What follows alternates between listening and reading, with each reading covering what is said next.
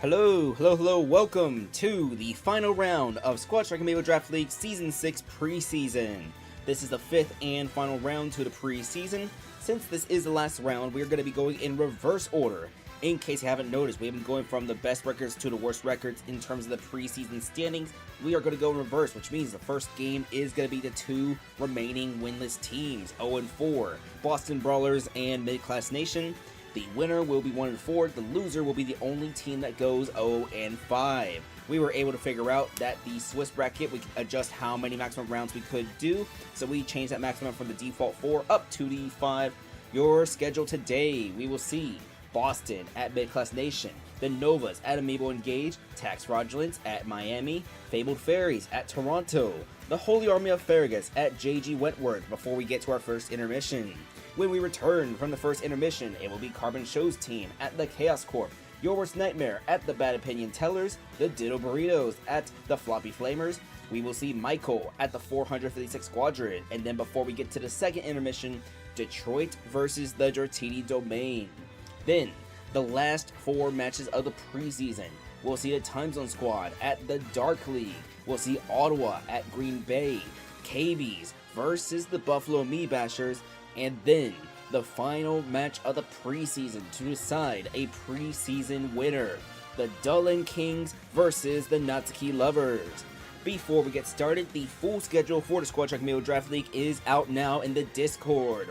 Round 1, which will be on Friday, we will see Michael at the Ditto Burritos, Dullen Kings at the Novas, Amiibo Engage at Your Worst Nightmare, Toronto at Buffalo, Mid-Class Nation at Ottawa, Dark League at Boston, Miami at Holy Army Farragus. We'll see JG Wentworth at Green Bay, Chaos Corp at Bad Opinion Tellers, KB at the Floppy Flamers, the Fabled Fairies at the Time Zone Squad.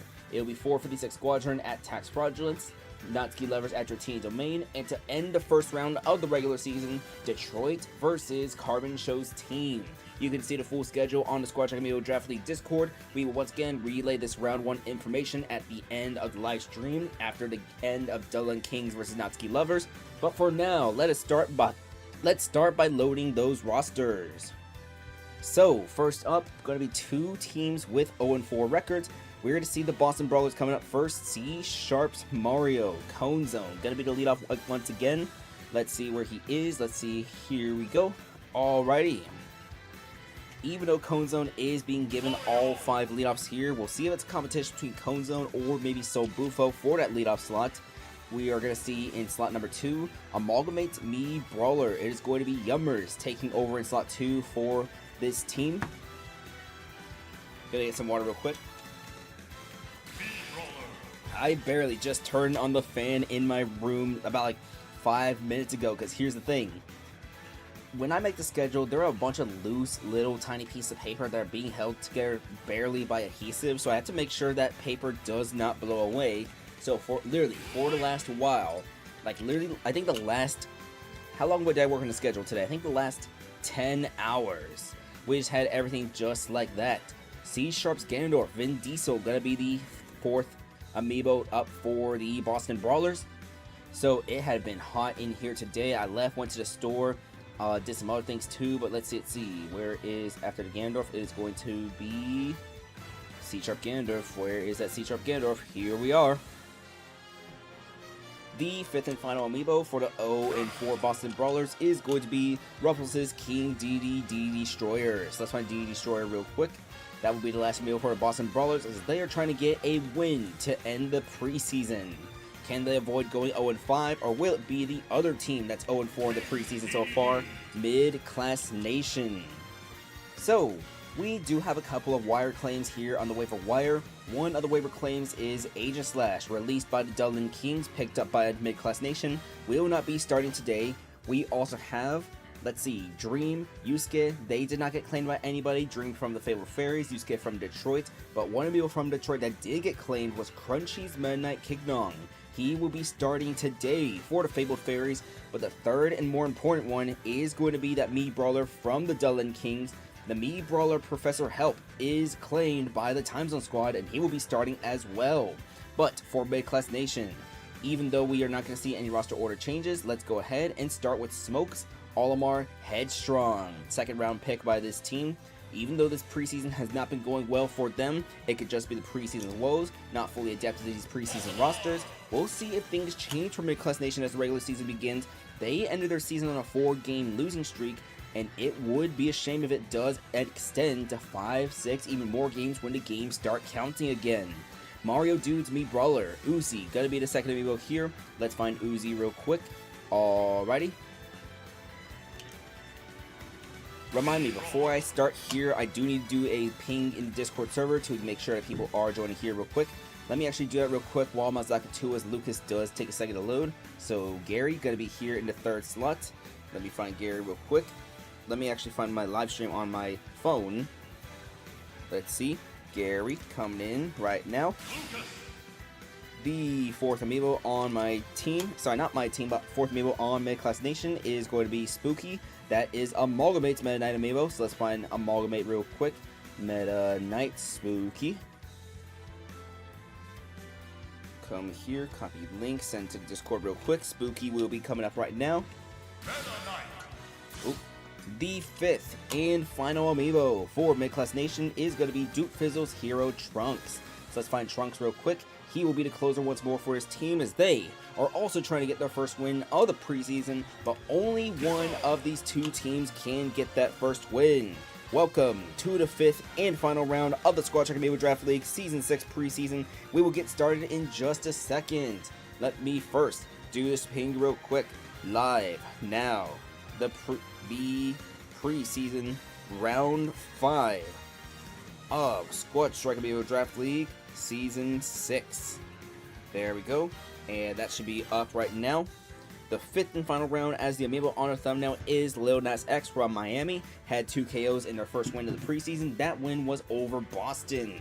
So, for those of you just tuning in right now, the full schedule is available on the Discord server for the regular season, all 18 rounds. But for this round, preseason round 5, it is Boston at Mid-Class, Nova's at Engage, Tax at Miami, Fairies at Toronto, Holy Army at JG Wentworth, Carbon Show at the Chaos Corp when we come back from the first intermission, Nightmare at Bots, Diddle Burritos at the Flamers, we will see Michael at the Squadron, Detroit at the Dark League, then, after the second intermission, Time Zone Squad, sorry, not Detroit at the Dark League, it's going to be Detroit at Dratini Domain, the Time Zone Squad is on the road at the Dark League.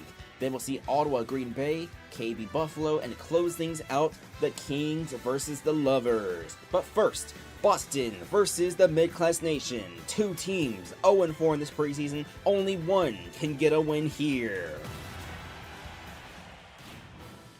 So we will start this round off deciding who the only team to go 0-5 will be, as your leadoffs are Cone Zone versus Headstrong.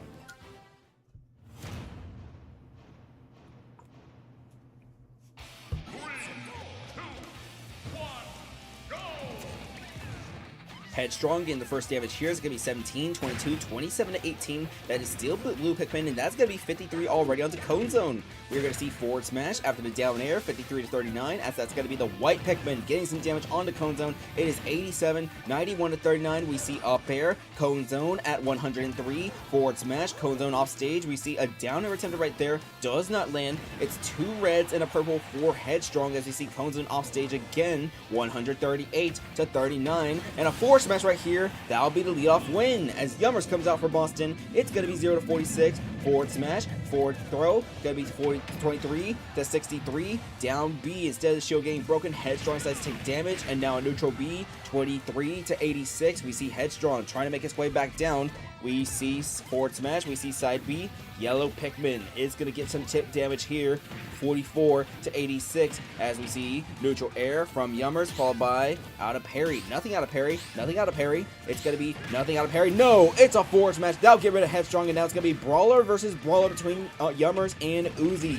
Neutral B, Uzi at 24, down B. That's going to break a shield right there, and we are going to see off smash miss. This forward smash right here will result in a KO. So Fipsh is going to come out right now. It's going to be 17 to 33, as Mid-Class Nation does have the lead in this game. Side B, Fipsh at 41, back air 55, dash attack, Fipsh at 68, down tilt, and we see another down tilt, 87 to 33, and that is significant damage from this Mii Brawler onto the future Hall of Famer. It's going to be 84. 84, 104 actually, to 96, and that forward smash will get rid of Uzi evening the games. We're going to see 116 to 0 as Gary comes out. PK Thunder will not be teched. It's going to be 128 to 0 as we see forward tilt. Actually, I believe that was a jab, jab, jab. 128, 147 to 21. Fipsch is still alive. We see the up throw. We see dash attack missing. It's going to be a down smash, which does not get parried all the way. Vin Diesel will come out now for Boston. It is 0 to 43 as we see Vin Diesel coming back onto the stage after that down tilt. 8 to 56. Dash attack, forward air, and all of a sudden, this game is 2 versus 2. Spooky is going to come out right now, and this is going to be an interesting interaction between the Ganondorf and the Meta Knight if he can get any attacks out. 66 to 0 right here. We see Vin Diesel trying to get a Dorya, gets interrupted by down tilt, but the Meta Knight missing, does not get punished. Forward tilt. It's going to be 99 to 0 as finally a damage, finally some answers. We see 99 to 42, 111 to 62. It's going to be Vin Diesel going off stage with that down air, off staging the off stage Amiibo. It's going to be 136 to 0 as Trunks has a 1 versus 2. 136 to 36 right now as Vin Diesel shooting that forward smash. We see Dorya miss into a critical forward smash, and now DD Destroyer has the opportunity to give Boston their first win. If not, then Mid-Class Nation, where Trunks is at 6'7", 79, could get their first win.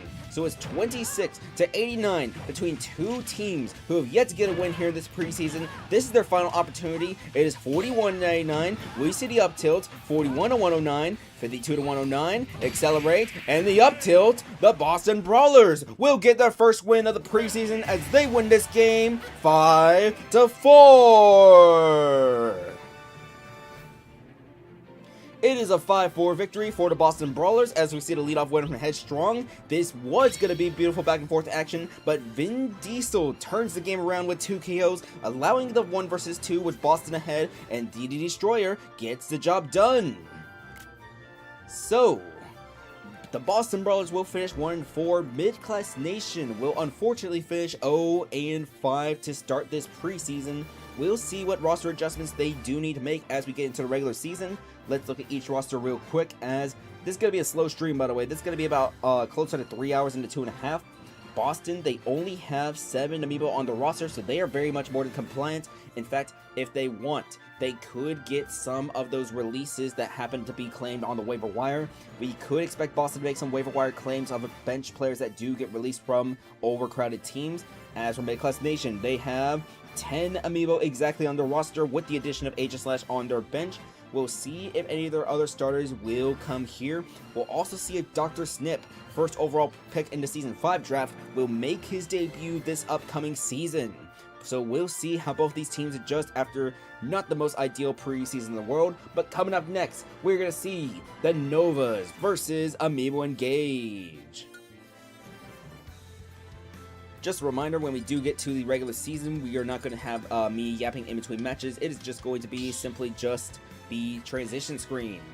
I do need to make some new graphics, all of that. I need to find a way to streamline the graphics or like pre-make a bunch of things, but the problem is I have work all day tomorrow. They wanted me to originally I was supposed to just work in the evening, but they're like, hey, 1 a.m., can you come in at 9:30 in the morning?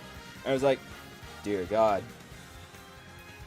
But the thing is, my work these last 2 days has been canceled because of storms, because those were outdoor events. This is an indoor event that I got to work at, so hey, I don't got to worry about no weather cancellation, nothing like that. I got to make up for the lost hour, so it is what it is.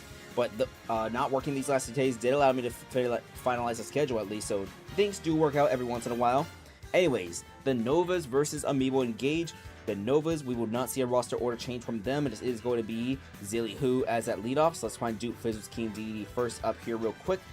I do expect a roster order change when we do get to the regular season. More than likely, Diabells will probably go back to her leadoff slot. She is starting once more, but in that 3 spot. In slot number 2 for the Novas, we're going to see Mario Dude's Ganondorf Steve. The Ganondorf named Steve. So let's find him real quick. Mario Dude, gotta scroll down through the alphabet. D, F, I, J, K, L, M. Mario Dude, King, D, no. Mario Dude, Ganondorf, Steve.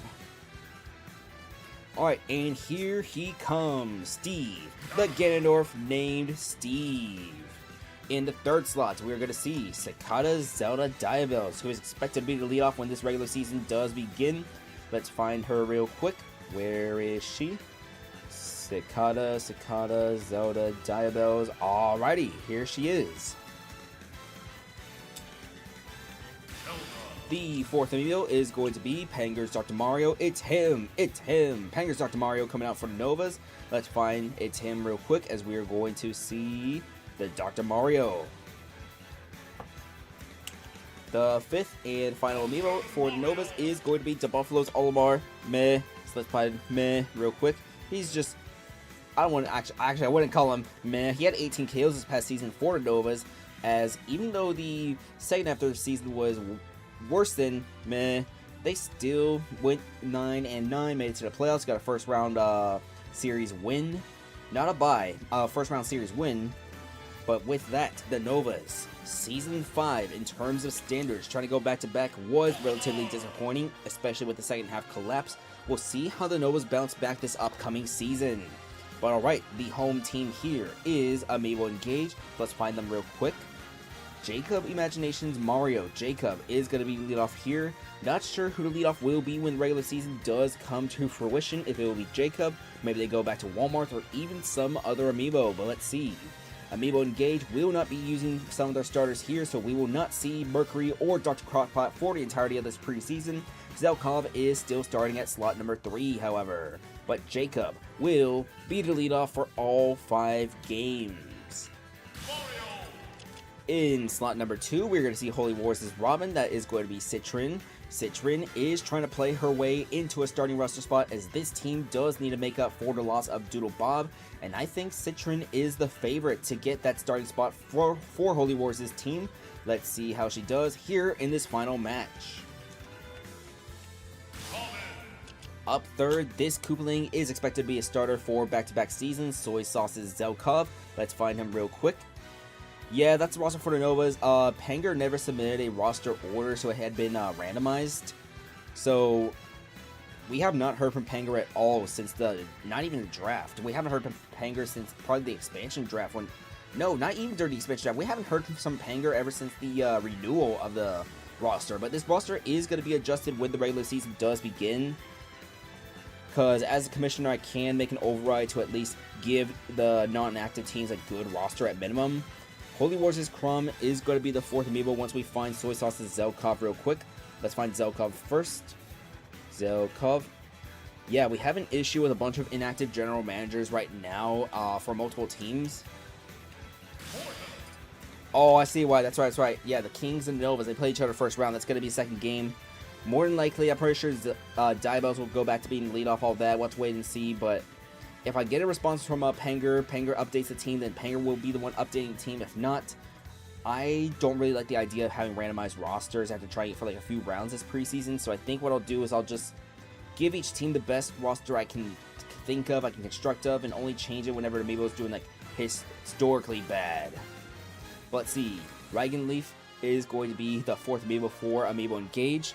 We'll see if he could possibly contend for that starting roster slot, as keep in mind, even though Doodle Bob is a middle piece, because usually the roster, I believe, for Amiibo Engage during the regular season is like a low tier leadoff. Then you see Crockpot, Crockpot, Zelkov. It was Doodle Bob in that 4 slot. That's a 4 slot they need to replace unless they decide to move Crockpot or Zelkov down. We're going to see fifth, and finally is going to be 1AM's Toon Link. That is going to be Happy Link. There are some other general managers that are super inactive, like have not responded to anything at all. As far as I'm concerned, they are AFK, AWOL, all that. So I will update the roster if no response has been made from them at all. There's some general managers that just place a roster, call it a day, maybe chat in the chat, all that. But hey, it works. So it works. They are relatively active, relatively present, so I'm not going to tamper with their rosters, nothing like that at all. So anyways, we have the Novas versus Amiibo Engage. Fifth and final round of the preseason for these two teams, as it will be Zilly Steve, Diabells, It's Him, and Meh versus Jacob, Citrin, Zelkov, Reagan Leaf, and Happy Link. I think maybe it's supposed to be Raging Leaf, or I actually don't know. I never reached out to Holy Wars about the proper pronunciation for the Crom, and I forgot to just each round. Zilly versus Jacob will be the leadoffs, however.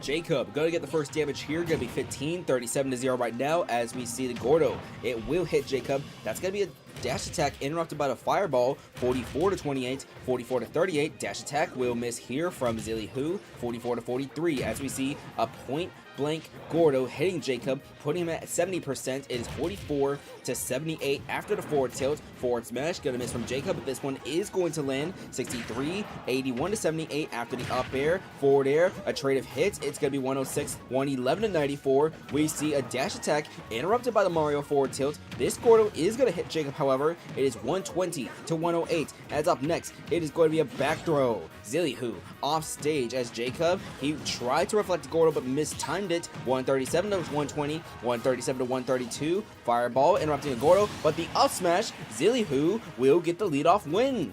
Citron coming out now for Amiibo Engage. It is 150-0 as we see forward air, and that will get rid of Zilly Steve, the Ganondorf named Steve, is coming out now for the Novas, already putting Citron at 84-100. It is going to be up smash missing right there as we see second up smash missing. It's 16-100 as Citron waiting for this Ganondorf, and she will be KO'd with a forward air. Zelkov will come out right now for Amiibo Engage. Back throw. Steve, the Ganondorf named Steve, coming back onto the stage. It is 30-0. Jab, side B, missing, but a back throw interrupting a forward smash. It is 30 each right now, but a one Amiibo lead for the Novas. 52-30. We see jab, jab, jab. 68-30. We are going to see up next, it is going to be a shield, a parry, but the capitalization is only an up tilt, up air. Okay, never mind. It's a small string into the forward smash, and Zelkov will even things up. Diabells is going to come out right now for the Novas, putting Zelkov at 98%. We wait. We see a forward smash interrupted. This one is going to get shielded, but the third one, it's going to be a down throw into the up air, and Diabells will reclaim the lead. Reagan Leaf coming out for Amiibo Engage. It is 8-9-16, but the up tilt's getting parried, followed by the up tilt out of parry for the Crom. 21-40. It is 33-40. As we see, that is going to be 33-59, 40-63, 47-63, as we see up air. Reagan Leaf, this Zelda has the Crom at 85 right now. Up B is going to miss. We see down tilt, 68-85. Out of the forward smash, Reagan Leaf off stage, and he comes straight to the ledge, but off stage, and he is gonna...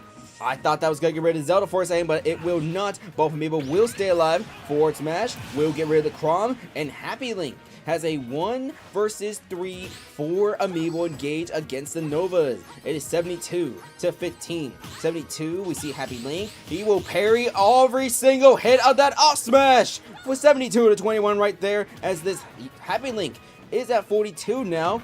He can parry every hit, but he needs to land some back on his own. 99-42. We wait. We see Diabells back onto the stage. It's going to be forward smash there. 99-64 as Diabells is attempting to get a hat trick here. 121-64. She will come back onto the stage, but a back air has her off stage once more. It is 129-64. Happy Link gets hit by a forward air. 129-89. Opposite sides of the stage for these two Amiibo as we see forward smash missing. It's going to be up next a forward throw. Happy Link off stage, 129-105. Diabells tries to chase. It's a neutral air, making it 129-114. And once again, Audrey, no! Happy Link was just one parry short of surviving. Even though it was 1 versus 3, Diabells is able to break through Happy Link's parries, and the Novas will win this game 5-2. So Diabells will get a hat trick here in this 3 slot for the Novas, as it is expected for her to be back in the middle slot. Sorry, not the middle, but the leadoff slot for the Novas. What an interesting display of parries from this Toon Link, however. Citron, Zelkov, the only amiibo to get a parry against, sorry, not a parry, but a KO against the Novas. We will see how both these teams adjust their roster for the regular season. So, we'll start with Amiibo Engage, the home team. Let's see, Amiibo Engage currently has 10 Amiibo on the roster, so they don't need to make any cuts or any signings in order to get to 10. Well, you don't need to make a signing if you're under 10, but no cuts are needed to get down from 12 to 10. We will most likely see a roster order change for round 1 of the regular season. We will probably see Dr. Crockpot and Mercury making their first starts as Amiibo engaged. They are on the road in week 1. They face your worst nightmare. Probably should have mentioned who everyone is playing. Let's see, Boston Mid-Class Nation. Boston in the first round is going to be hosting the Dark League, while Mid-Class Nation is going to be on the road at Ottawa. As for the Novas, they are the home team. They are the road team. Let's go down to the Novas roster, as I believe their bench currently consists of, it's going to be 9 Amiibo on their roster, so no cuts are going to need to be made, as we will see whether or not Valorex does get added to the starting roster for the regular season or not, as we'll see if Steve the Ganondorf named Steve has what was I going to say? Try to think, what is Nova's regular roster? It's last year Nova's regular roster was Diabels, meh, it's him, Valorex, and A+ to me. That's right, the Byleth. Valorex and A+ to me are here. We'll see if maybe Steve, the Ganondorf named Steve, has played his way into a starting slot or not, but Zilliahu most likely going to be on the bench, Diabels most likely going to be on the starting slot. Novas do not need to make any roster order changes, but the opening game for the rosters, for the Novas, they are at home in week 1. They will be hosting the Dublin Kings in their first season since returning from suspension. Alright, coming up next, we're going to see the Tax Fraudulent versus Miami. I do apologize if this is the round where I'm forgetting how to speak English specifically, but we are going to see the man from the thumbnail himself, Lil Nas X. That is going to be the Buffalo's Toon Link here in this third match. So, let's find the Tax Fraudulents first. It's going to be Freak as that lead off, Rap Jam's Hero. We did not hear a response for Tax Fraudulent for a while, but then in between preseason rounds, we finally got a proper roster order from the Tax Fraudulent, and this is the roster order until things change. It will be Freak as that lead off for the Tax Frauds. Let's bring them in real quick. Up second, Finale. That is going to be half Mario's Meta Knight Amiibo, so let's find him real quick, scrolling down to the letter H. H is the letter H. It is the one of the letters in the alphabet. Alrighty, here comes Finale. Oh, here comes Finale. If I can make sure this thing properly loaded, I think it might be, let's see. Finale, half Mario. It is going to be, alrighty, here comes Finale. The third Amiibo for the Tax Fraudulent on the road is going to be Mogman 7's Cloud. That will be Molly. So let's find Molly real quick, as it is going to be, here he is. Fourth Amiibo will be Soy Sauce's King Deity Chaos King, former second overall pick in the Squad Track Amiibo Draft League Season 4 draft. We're going to see Chaos King here. We'll see if Chaos King had a bit of a down year in transition from Season 4 to Season 5. We'll see if he can bounce back here in Season 6, as this will be his third season now with the Tax Fraudulent, formerly known as the Critical Crashers. This is going to be the third year, which could be this could be a important year for the team, as they have yet to make it to the playoffs since their inception back in Season 4. We'll see if things change here or if they need more time to grow and develop as a roster. Informer will be the closer for the Tax Fraudulents, as on the other side, it is going to be Miami. It's in a similar boat as the Tax Fraudulent, as they have not been to the playoffs yet either. Their best season was back in Season 4, similar to the Critical Crashers, being slightly close, slightly barely out there, but we'll see if they can improve here in Season 5, Season 6, my apologies, as the Miami team. They are a team that mainly prides themselves on using lower tiered Amiibo, including Pangers, Joker, and Galzo, who will once again be the leadoff for this Miami roster. Up second for Miami, it is going to be the man on the thumbnail himself. I know what you're thinking, 1AM. You had a bunch of Amiibo getting 3 KOs and 2 KOs and all those other things, and even a 4 KO performance on a Byleth. Why did you choose the Toon Link? Here's a good reason why I chose the Toon Link. So, each round to the Squad Track Amiibo Draft League has its own live stream. Each live stream needs its own thumbnail, and we'd like to put different Amiibo of different characters on the thumbnail, avoiding different characters whenever needed, unless 2 of the same character really pop off in back-to-back rounds. and I want to try to avoid reusing the same character color combination unless absolutely needed as well. So that is why I do try to use different characters when we do get to the preseason. Not the most orthodox of picks, but lower tiers who do shine. They are more likely to get a thumbnail here in the preseason, even in the earlier rounds, and we do see some sort of low tier popping off in the early rounds. Take Channing Tatum, for example. He got a thumbnail, I believe, in round 3, round 4 of the regular season last season, and that's because I want to capitalize off the potential of some of these low tiers, and just in case they fall off, because I know full well some of these top tier characters will do something amazing as we go down the road, and I want to be able to save those top tiers for the best possible option. Just one of those random behind the scenes things up look real quick. The third amiibo for Miami, as soon as we can find him real quick, will be the Buffalo's Lucario Vengeance. Alright, up fourth for this team is going to be Dovman's Little Mac Yamcha. Let's find Yamcha real quick. Gotta be the Little Mac for Miami. As Yamcha, here he is, here he comes, and here he goes. Fifth and finally for Miami is going to be White Cheese's Young Link Nyquillia. Not sure if this Young Link is going to start or not, as Miami does only have 6 amiibo on their roster, and we have yet to hear anything from Miami's general manager since renewing. Anyways, here he comes, here he is, and this will be the last amiibo for Miami as we can get started with the third match of the night as soon as I get this quick sip of water.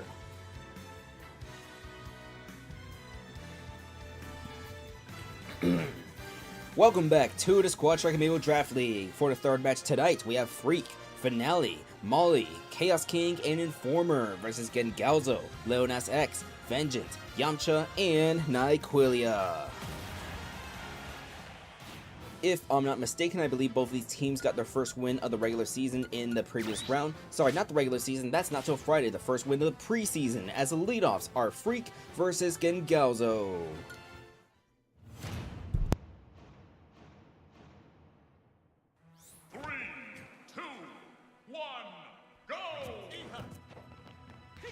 The first damage will be by Freak. It is 2 fireballs, but the second one did get absorbed by the down special. That will allow Gengalzo to get his Arsene meter slightly faster. Smart decision by the Joker. 31%, already 2/3 of the way over there. It is 27-35 as we see down throw. Up smash will miss. Down smash. One more hit and Gengalzo, he will have Arsene at only 55. 35-72. Gengalzo trying to come back onto the stage. He did not properly utilize Arsene in the last stock, and we'll see how he can capitalize here as he is down a good percent. It is 56-72 as we see forward tilt. Gengalzo off stage. It is forward to send Freak back onto the stage because Freak is notorious for getting those off stage KOs, especially with the down air. 73-102. We see the forward tilt. 79-102. It is an up throw followed by up air. Arsene did run out a couple of seconds ago, but forward smash. Freak will be off stage. He is going to come back onto the stage as that will be the first of the mana getting used right here. It was a full charge, but a critical forward smash will get rid of Gengalzo. Freak will get this leadoff win, and Lil Nas X is going to come out right now, the man from the thumbnail himself.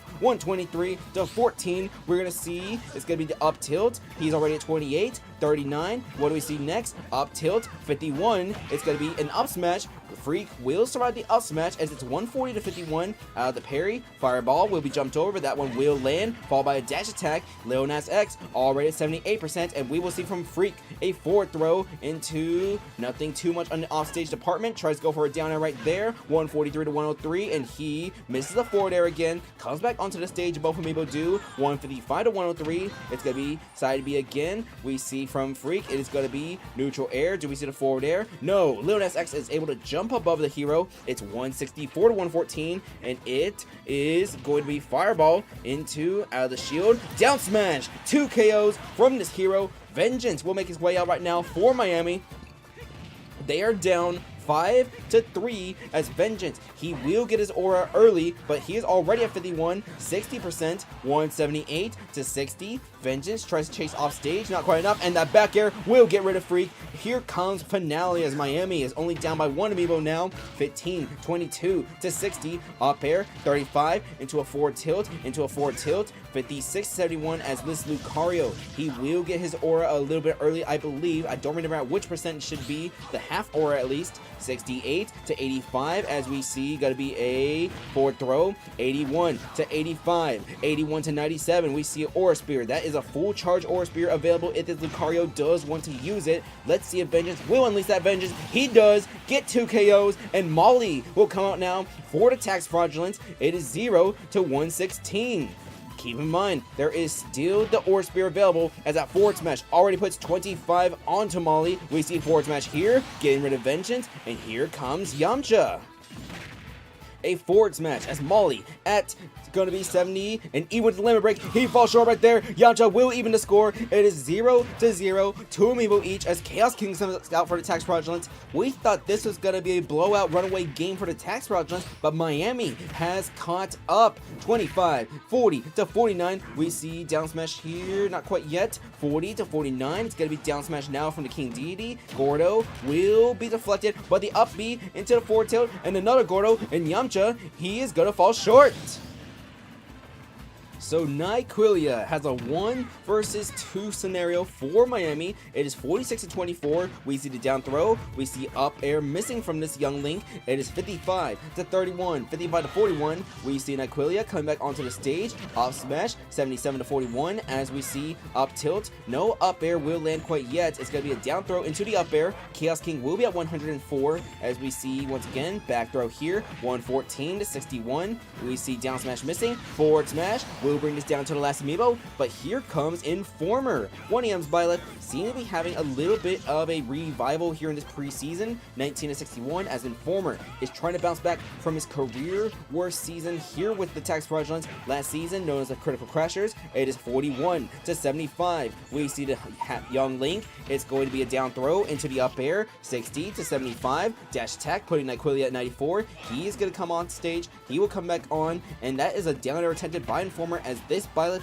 will go off stage if he wants to. 60 to 99, down throw, up air, Informer 83, 83 to 99. We see jab, jab, jab, putting 95 to 99 here. Informer waiting at the ledge, coming back onto the stage. Off smash getting interrupted. It's going to be a back throw here. Informer will be off stage. 106 to 104. Nyquillia tries going off stage. It's going to be a missed side B. That's going to get punished. 106 to 119. We see Informer trying to go off stage. He will come back on at that missed down air. It's going to be down smash from the young Link. 106 to 119. Out of the parry. It's a forward throw. Informer will be off stage. 125 to 119. And the forward air.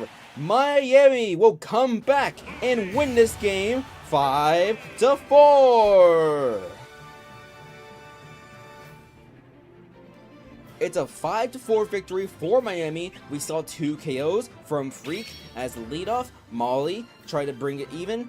Vengeance brought it even. Molly and Chaos King get some KOs. Yamcha had gotten KO'd by that forward tilt, but Nyquillia is able to win the 1 versus 2 for Miami. As before we head to the next game, let's talk about those rosters real quick.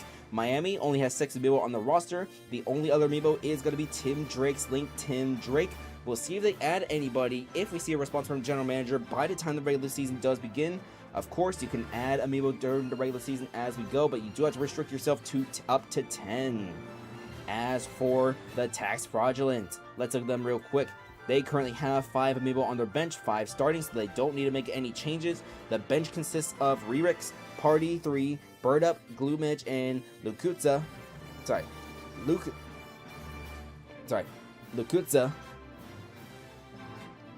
Lutusa, there we go. Yeah, there we go. I cannot read today, folks. I forgot how to read. I'm Pit from Kid Icarus. So, we'll see if the roster order does change or not as Freak. This could be the season where he does become a leadoff, tries to get back to some of that older form as Freak. Hasn't really been able to find his form ever since he left the Ditto Burritos for the Critical Crashers. Maybe a new identity allows him to get a new, fresh take on things, and maybe we see Freak going back to that Ditto Burritos form that we're all so accustomed to. Anyways, that will be it for this game right here. Coming up next, the Fabled Fairies versus Toronto. Let's find the Fabled Fairies real quick. They're going to be the road team, as this is a home game for Toronto. Toronto had gotten a big blowout win over Mid-Class Nation in the previous round. A 4 KO performance from the Pyramithra Silly, trained by Joe, former MVP of the Squad Amiibo Draft League. 23 KOs back in season number 2. The Fabled Fairies requested a randomized roster, and this is what the random decided. And hey, what do you look at that? This random knows ball. It decided to put a pretty good leadoff here in the leadoff position, as we are not going to see Bloodflame, even though Bloodflame will be solid as a leadoff. Instead, we are going to see Greg. In the second slot, it is going to be the Mii Brawler acquired in the draft day trade with the Time Zone squad. It will be 1AM's Mii Brawler Nokotan, as Nokotan with the Time Zone squad primarily used as a leadoff, so hey, double leadoff strategy by the RNG machine. In slot number 3, we are going to see Ruffles' Byleth Duolingo, as that middle Duolingo, middle Byleth. That was an interesting strategy. We did see some teams, even though many more teams leaned heavily on the 4 or 5 slot for Byleth. The best example where a middle Byleth worked in either 2 or 3 last season was Bleh, just a guy's Byleth on the Ditto Burritos, who did go on to win the Season 5 championship. We'll see if more teams experiment with more Byleths in different places this upcoming season. I know we also had Felnut in the 2 slot for Detroit this whole season. Felnut, still as strong as he is, had a pretty strong year. The rest of the team, not so much. But Duolingo will be here in the 3 slot for the Fabled Fairies.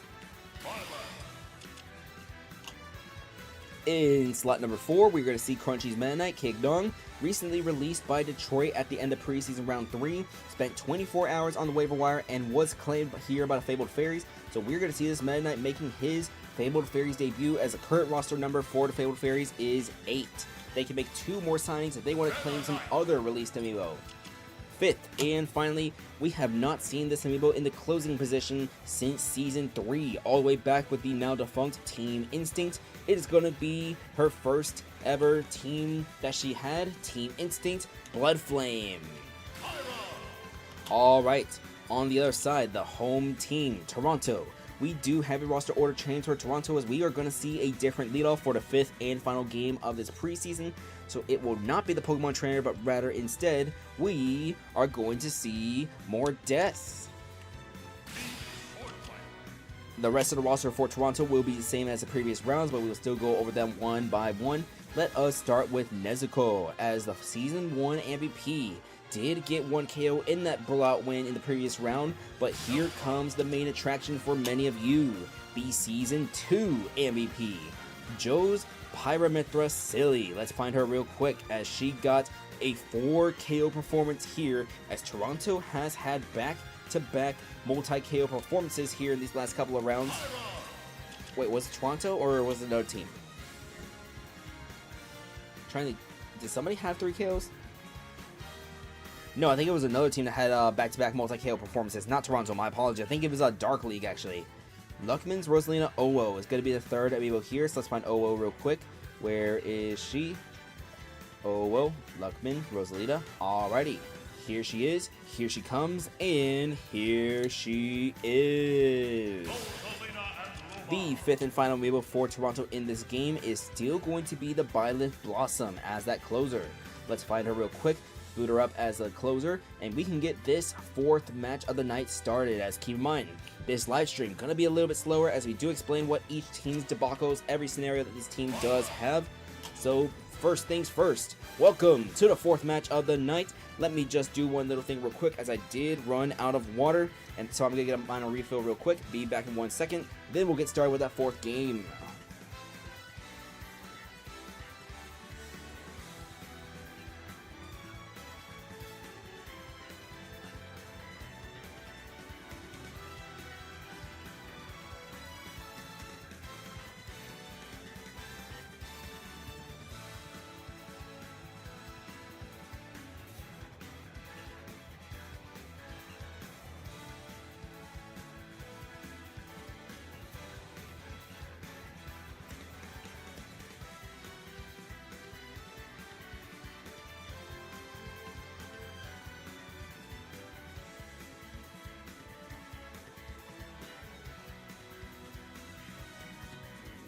Alright, there we go. Sorry about that. That should be enough water that we get between now and the end of this next match real quick. Bunch of extra yapping, bunch of extra talking. We should be probably getting more water here on the bracket. Anyways, let me get that quick sip real quick. Then we will get started with the Fabled Fairies at Toronto. The leadoff game is going to be an interesting one here, as on one side we have a team with an all-star in Greg, and on the other side Toronto still trying to figure out their leadoff situation. It will be more Des this time. Let's see how it works.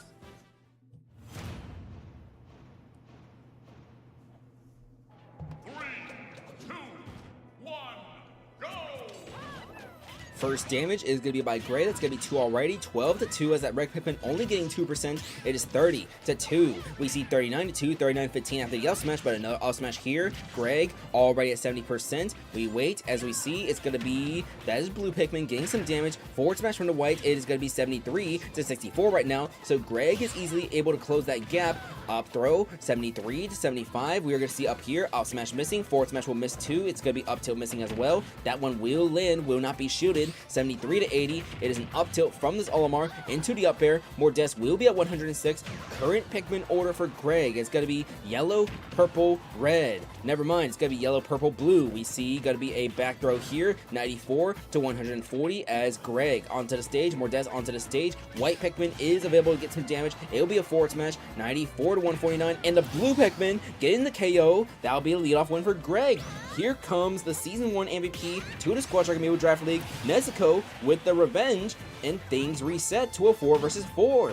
Nokotan versus Nezuko, pseudo leadoff situation. It's going to be 5-37, down tilt, forward air, 5-54. We are going to see up tilt, going to be 21. 40-54 as we're going to see back air, side B, not quite yet. It's going to be 47-54. We see out of the parry, up tilt, up air. Nezuko going to be at 71. 47-71 as it is going to be a side special here that will not get rid of Nezuko quite yet. 47-117. We wait and we see as Nezuko, does she get something here? No, it's going to be down throw into the back air. That's going to be the MVP getting rid of Nokotan, and here comes Duolingo. So 2 KOs already for the former MVP. 32-118. Down throw, back air, another strong hit, and Duolingo at 69-74. She's going to come back onto the stage, but already massively damaged. And Nezuko with the forward smash. She shows why she was a Season 1 MVP with 3 KOs already. It's going to be forward air, revenge from Kignong. We are going to see Silly coming out right now. And Toronto,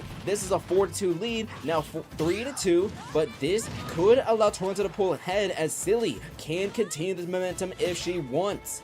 48-3, gonna be 63-3. We wait as we see up smash getting shielded, 77-5. Afterwards, it is going to be down tilt. Down tilt turns to a forward smash interrupted by a down tilt. Up smash, gonna collide with the up smash out of that parry, 77-23. Silly making way back onto the stage, 77-23. As up next, it is going to be up smash. Not gonna do too much there, not able to KO. We see 92, but a down smash will make this a 1 versus 3 for Blood Flame.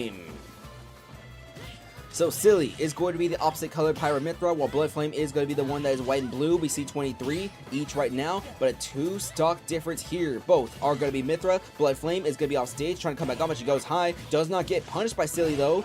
56-23 is going to be up smash. Not quite yet. Down tilt, up smash. 56-43, 56-51. We see neutral air. We see forward air. Blood Flame off stage. Silly switching over to the Pyra. We see down smash hitting Blood Flame. 86-51. Gotta be a side special. 105-51. Blood Flame coming back onto the stage. 105-63. Off smash will connect, but not quite a KO yet. It's gonna be 120-63. Down tilt. Blood Flame back to the Pyra, but it's a down smash from Silly as the 2 former MVPs combine for all 5 KOs, and Toronto will win this game 5-2. So it's going to be 2 strong victories for Toronto to end their preseason, as Toronto will finish the preseason 2-3. Fabled Fairies, I believe, finished 1-4 in the preseason. We'll see how both these rosters do adjust when they get to the regular season. We already mentioned on the roster for the Fabled Fairies, they only have 8 Amiibo on the roster. Konami, Doodle Bob, House MD did not start, but we'll see if they do become starters when the regular season does begin.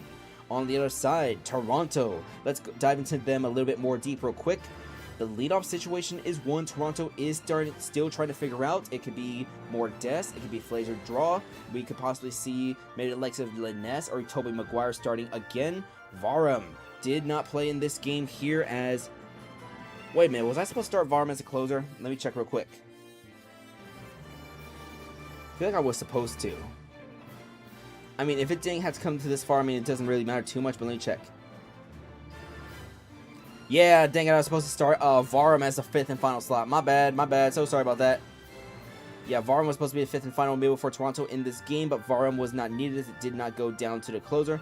It's the preseason anyway, so the exhibition games don't really count too much, so we won't do anything too much in that department. But alright, Toronto currently has 6 amiibo in their bench, so they will need to release or trade somebody away to get down to 10.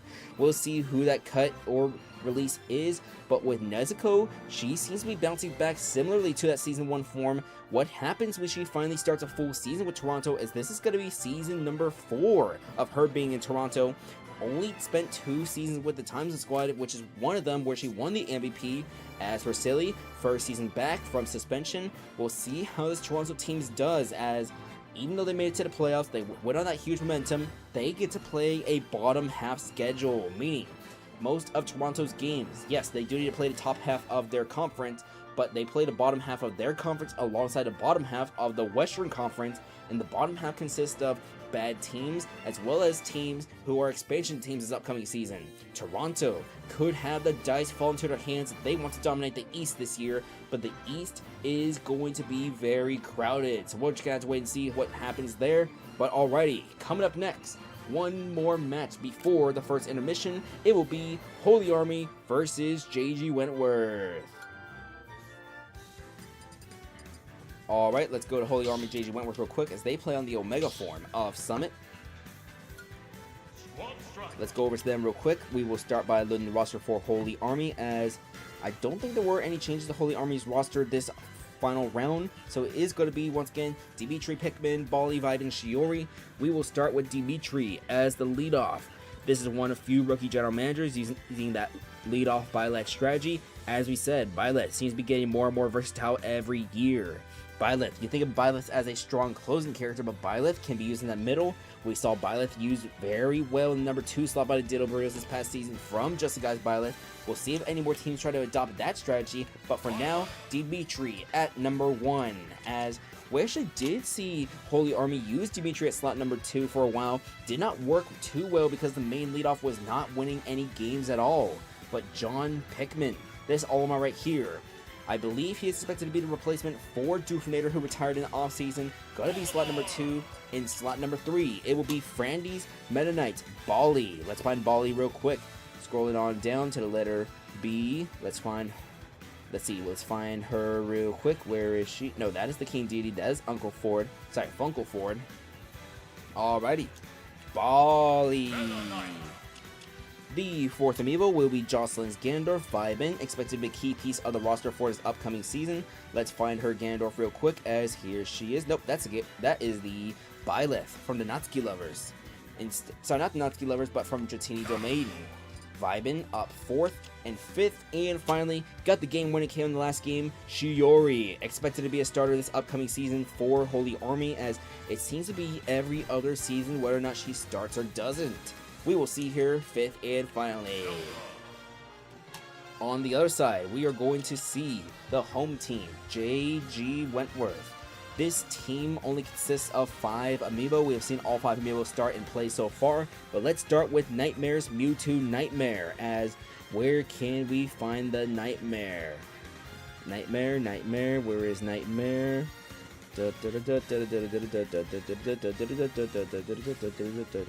Ah, here we go. Nightmare.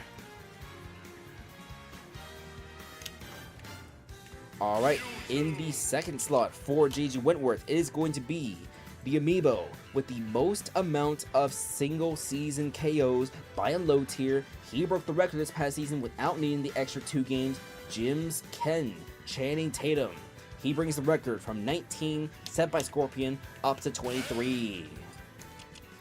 We mentioned Channing Tatum earlier in the stream, all that. Imagine what happened if Channing Tatum had fallen off, right? Channing Tatum, he falls off. We put him on a thumbnail. We could have used him in the thumbnail earlier, but now we can't anymore because he's washed. That is why we capitalize off things early with Amiibo Momentum, because he had 5 KOs in 2 games to start off the season. Pant 1 in slot number 3, expected to be the leadoff when the regular season does begin. It will be Amalgamate's hero Slime God, named to the All-Star game as a closer, but I believe he's going to be more comfortable in slot 4 this season. Maybe this team attempts the double closer. Let's find double closer real quick as Slime God coming in, coming out, and here he goes. I believe, let's see, JG Wentworth had multiple All-Stars in the form of Slime God and Channing Tatum. Pant 1 was just a few leadoff wins short of making it to the All-Star game himself, but they don't lose any All-Stars, just more key pieces. I definitely think this team does take a step back with the absence of Smooth Criminal and JJ Vance, but I don't think they missed the playoffs entirely. Of course, the East is going to be very crowded this year.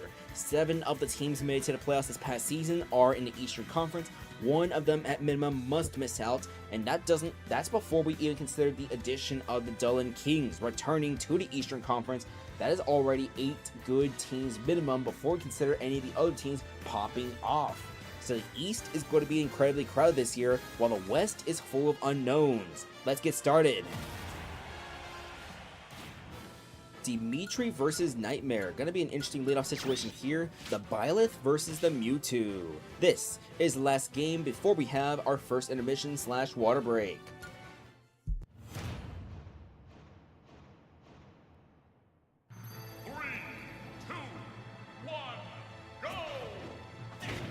It will be Dimitri with the first damage, 2 forward smashes to put Nightmare at 28 already. Jab, jab, jab, gonna get shielded right there, 0 to 42. We see side B, Nightmare at 63 on answer damage, finally answered with a forward air. It is 28 to 76 as we see the Mewtwo trying to go high. It is 28 to 87. Dimitri does not go for a down B here, instead down tilt, neutral air, Nightmare off stage with 28 to 110. Jab, jab, jab, 28 to 122. We see forward tilt, not landing quite yet. It's gonna be dash attack, and Dimitri getting that leadoff win.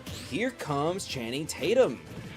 He will get a little bit of damage here. He's going to get hit by the up throw into the up air. It's going to be 40 to 25, but a Shoryuken putting Dimitri at 61. 61 to 25. It's 61 to 47 as we're going to see Channing Tatum back onto the stage. Coming back on right now. 61, 54. It's going to be off smash. 61 to 67 to 68. 77 to 7 after the Shoryuken. We wait as we see forward smash getting parried, but this one is going to land as Dimitri has 2 KOs already so far. The 3rd overall pick in this recent draft. Pant 1 is coming out right now. Usually this would have been Dimitri versus Pant 1 if Pant 1 was a primary leadoff in the preseason, but instead Pant 1 in the middle will face this leadoff. 148 to 11. Dimitri coming out right now. 156 to 11 as we are going to see jab, jab, jab. Pant 1 at 23. We wait. We see off smash from Pant 1, and that goes for Dimitri. It's going to be John Pickman coming out now for the Holy Army. It is 40 to 23. 53 to 23 as we wait. We see John Pickman 6'7", 81 to 23.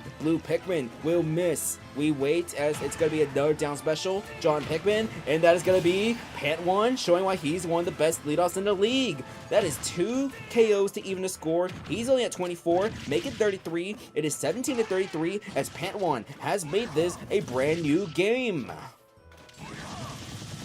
Bali will be getting multiple side special here's. It's going to be nice. 69 as Pant 1 will tech that. 20 to 76. We see a down special. Bali off stage. Down tilt. 43 to 80. Pant 1 at the middle of the stage, but that will be punished. The high recovery from Bali by a down B from Pant 1. 55 to 80. 64 to 80 as Pant 1 is 1 KO away from getting a hat trick. It is 96 to 80 right now. Up air. Do we see up air here? No, not quite yet. It is down air, and Bali at 115 versus Pant 1's 80. Make it 130 to 80, and we are going to see off smash instead from the Meta Knight. 130 to 98. We see Flurry. Pant 1 off stage as Bali wants to spoil the hat trick. Pant 1 will tech that. Neutral air. 132 to 128. And a down smash will interrupt the hat trick. Slime God's going to come out now with a revenge KO. It is 2 versus 2 as now it's Vibin versus Slime God. 41 already onto the hero. Make it 42 to 41. And we see Sizz hitting Vibin. 71 to 41. 81 to 41. Kaboom will miss. 84 to 50. We see up throw. After the up throw, it is going to be 96 to 50. Off smash from Vibin getting shielded. 111 to 50. Vibin coming onto the stage, hit by a forward tilt, 125 to 50. Slime God is going to wait, try to go for a bang, but instead, it's a forward smash, and Shiori has a 1 versus 2 for the Holy Army of Farragus. It is 0 to 71. 2 KOs by Dimitri in the leadoff were undone by 2 KOs from Pant 1, and we see Slime God has 2 KOs himself. Shiori with the reflection. Shiori tries to go for the footstool. Not quite yet. 38 to 102. Shiori goes deep with the down air. It's going to be 1 versus 1. 52 to 0. My voice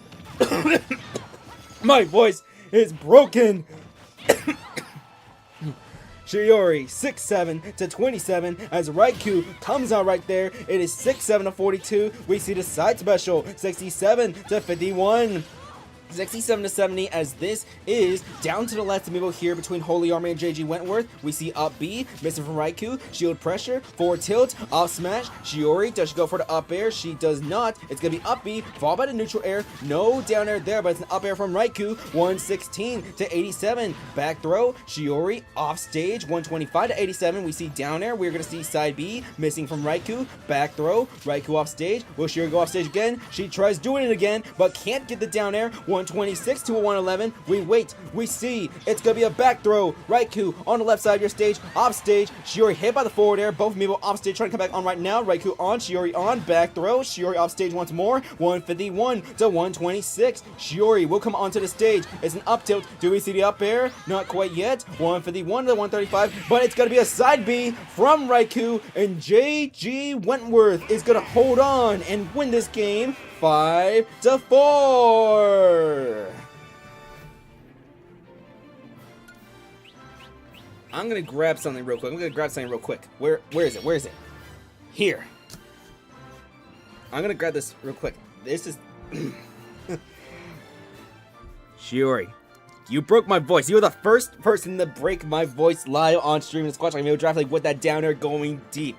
Oh my goodness, that Zelda knows how to go deep with those downers. I know a Holy Army just lost this game, but I have been waiting so long to make that call. Finally, in the 4th season this amiibo is in the league, even though it's in the preseason, Shiori finally goes deep for a down air. Dimitri, 2 KOs in the leadoff, undone by 4 combined KOs from Pant 1 and Slime God, making the 1 versus 2. Even though Shiori gets the highlight clip, Raikou able to fight her way into the win over the Archiver. This is going to be perfect timing as my voice needs to recover for the first intermission. You have no idea how long I've been waiting for that Zelda to go deep in a call. I was like, watch, I'm gonna wait for Shiori to go deep. I can finally do it. I really hope this Zelda amiibo goes deep again during the regular season because, oh my goodness, that was such a fun match between Holy Army Farragus and JG Wentworth. It is a shame they don't play each other in the regular season. As JG Wentworth is one of those fun teams to watch in the top half with a slightly changed roster. They could be even more fun to watch as a breakout season from that team. Holy Army is also probably going to be a fun team to watch too. We forgot to mention what their roster situations are like. Holy Army has 5 amiibo on their bench. They do not need to make any cuts, but we'll see whether or not Lucero does get starting time or Flavor City. 15 KOs in the last season. We'll get some starting time himself. Let's see. On the other side, if I had to guess a prediction roster, maybe Dimitri, Flavor City, Ballin, Vibe, and Shiori. Maybe you move Vibin down to the 5 slot, put Shiori up to number 4. We'll have to wait and see what Holy Army does do for the regular season. It's Frandy's roster to manage, so we'll see what she does. As for JG Wentworth, there is literally only 5 amiibo on this team. I'm dead serious. I'm pretty sure we'll see Pant 1 and Nightmare swapped around, so Pant 1 going to be in the leadoff and Nightmare in the 3 slot. Maybe Channing Tatum and Nightmare slots too, so we'll have to wait and see. But I definitely think things will be slightly similar to what we have seen in the past. So, when we come back from the break, our first match will be the Chaos Corp as they host Carbon Show's team. This is the Squad Track Amiibo Draft League. We will be back in 5 to 10 minutes after your first intermission.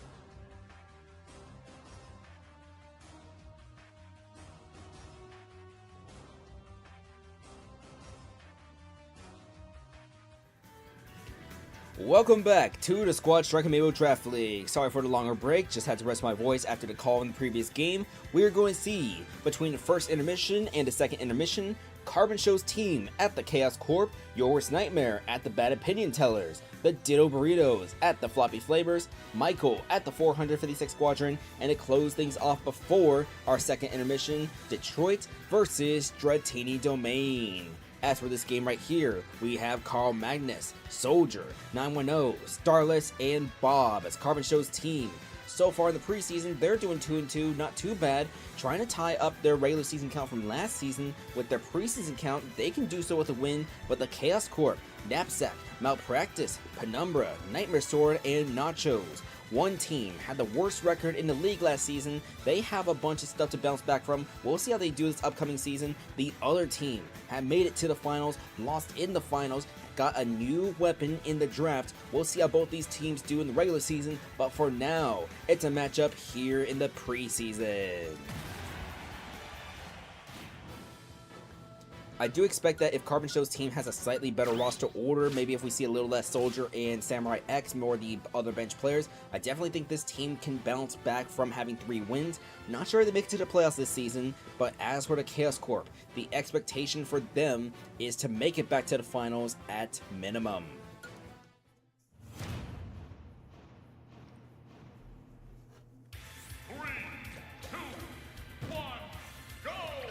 First damage will be by Knapsack. It's going to be 36-0 right now as we see Carl Magnus already at 48%. Side special going to make it 57-0, 63-0 as we see down smash. 77-0, 86-0 as we wait. We see Knapsack coming back onto the stage. It is 101-0 and all this damage has yet to be answered by Carl Magnus and it's a 0 to death.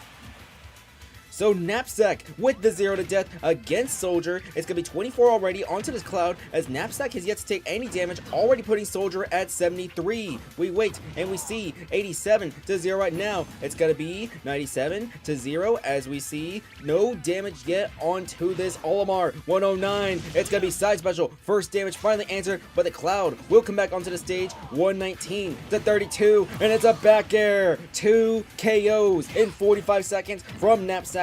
910 is gonna come on right now, already putting 51, 69, and it's gonna be not quite yet as Pit does have that high up special recovery. 86-51.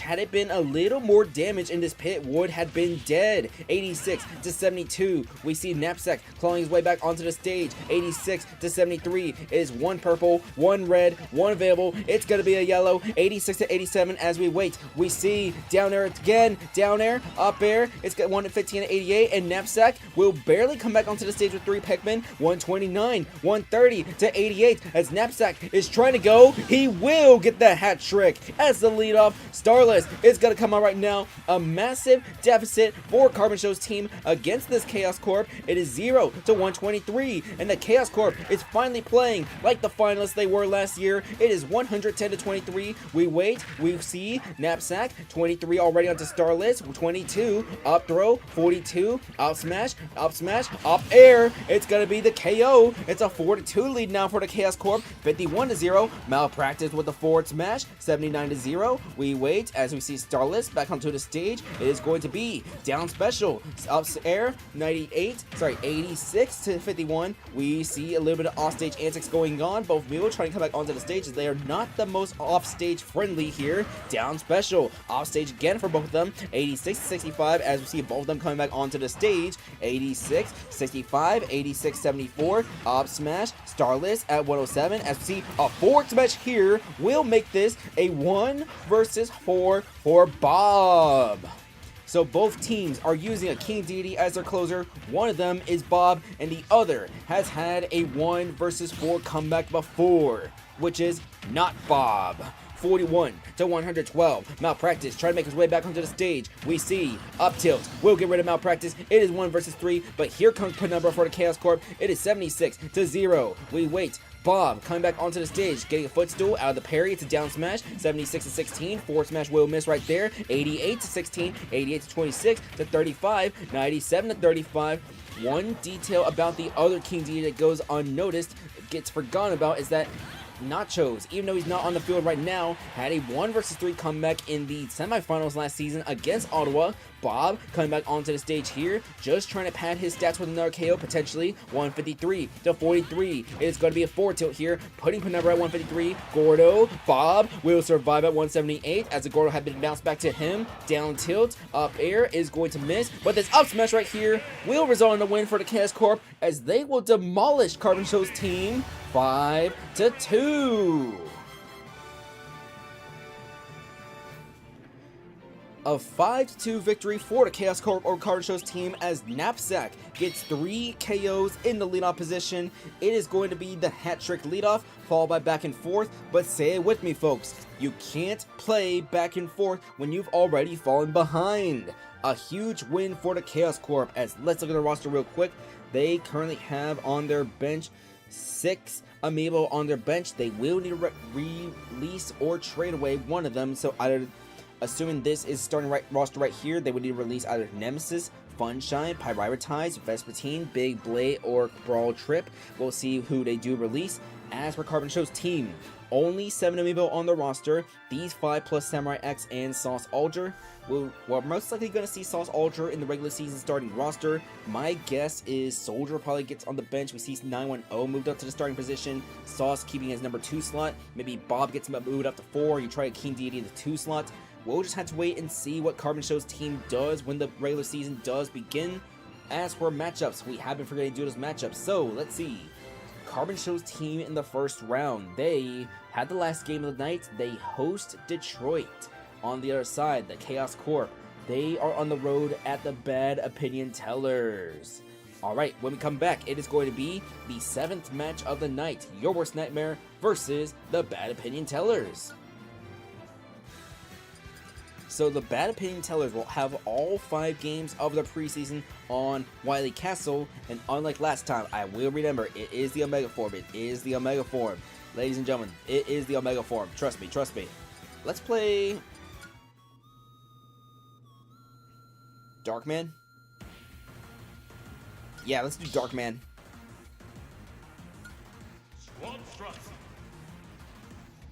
A bunch of these explosive calls that we have, all that is part of the reason why we have usually go to the intermission transition screen during the regular season, but here in the preseason I feel like yapping just a little bit. Let's see what I do feel like yapping about, or if I'm just going to announce Amiibo. We will see Your Worst Nightmare up first. It's going to be all Nightmare team once again, so let's find Nightmare. It is going to be the Sephiroth Eden. Let's see, Your Worst Nightmare.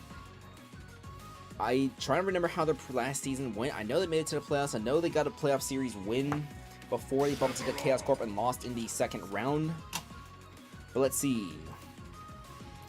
Honestly, Your Worst Nightmare they basically just cruised their way into the playoffs as usual, as they usually do. They've been into playoffs every single season except season 3, where they had missed out, I believe, with an 8-7-9 record. So Your Worst Nightmare's worst record in franchise history has not been the worst in the world, just kind of average. So this has been an above average team. Your Worst Nightmare, they could be one of the teams in the spotlight. No championships so far. They did make it to the finals in season 4 before losing to the Novas 3-1 in that series. This could be one of the long tenured teams that has the pressure now to win a championship. Another team that could have that pressure is the Dublin Kings. They haven't won a championship since season 1, the inaugural year, back when the league only had 12 teams. We have more than double now, so that could be putting pressure on the Kings as well. 2 potential teams, both of them are going to be the Eastern Conference together, as Your Worst Nightmare does make the leap over from West to East. That's why I said the East is crowded. It's going to be Eden as that lead off. Let's go down to Nightmare's next Amiibo. That is going to be Zerby, the Steve, as soon as we can find him real quick. Zerby, here's the Zerby. I don't expect an all Nightmare roster when the regular season does begin. I think either Zerby or Perspective will likely be benched to make room for King Raru, Jocelyn's Link, who I believe King Raru led the team in KOs this past season. We'll just have to wait and see. But let's bring in that Mii Brawler now, Perspecta. Where is she? Nightmare Mii Brawler Perspecta. Alrighty. I believe this is going to be the first match where we see Nightmare's rookie Mii fighters face against each other, as Miyuki will be on the home team side. But first, the long tenured members of this Your Worst Nightmare team. Let's start with the Amiibo that popped off during the playoffs. Long tenured member here, Nightmare's Pyramithra Chroma, back in the season 4 playoffs. The massive set string of KO she had gone on allowed that team to get to the finals back in Season 4 as your worst nightmare, they won the West once, but now they want to win the East and maybe take home the hardware when this season is all said and done. But 5th, and finally, the longest tenured active member to your worst nightmare, this is going to be her 6th season with the team, Xion. On the other side, we're going to have the Bad Opinion Tellers, formerly known as the Fantasy Feet Enthusiasts. Unlike your worst nightmare, they are not making a leap from west to east, so the Bad Opinion Tellers remain in the west. We're not sure if they're going to be taking a step back or not in this upcoming season, but let's find them real quick. They did lose Greg to the Fabled Fairies in the expansion draft, so right now it is once again going to be Eon's Pal in the leadoff. We'll see how this works, as honestly, it kind of felt like a double leadoff having Greg and Eon's Pal together, so we've never seen Eon's Pal in the leadoff in the regular season. The preseason seems to be having mixed results, but we are going to see Nightmare's Mii Sword Fighter Miyuki. Let's find Miyuki real quick. Where is she? This is the Mii Sword Fighter we have been mentioning when we were loading the other team's roster. Miyuki, rookie Mii Sword Fighter, as Nightmare's additions to the league this season: Mii Brawler, Mii Sword Fighter, and the second Violet Penumbra, who was drafted by the Chaos Corp. We are going to see third is going to be 1AM's Zelda Yuri. So, this team might be the Bad Opinion Tellers, but let me tell you something real quick. We love watching Yuri, and that is not a bad opinion to have. Ditto's Byleth Lego Batman, the main workhorse of this team, expected to have the full front of the KOs here at that number 4 slot. Let's find Lego Batman, as can Lego Batman lead the team in KOs for the 3rd season in a row?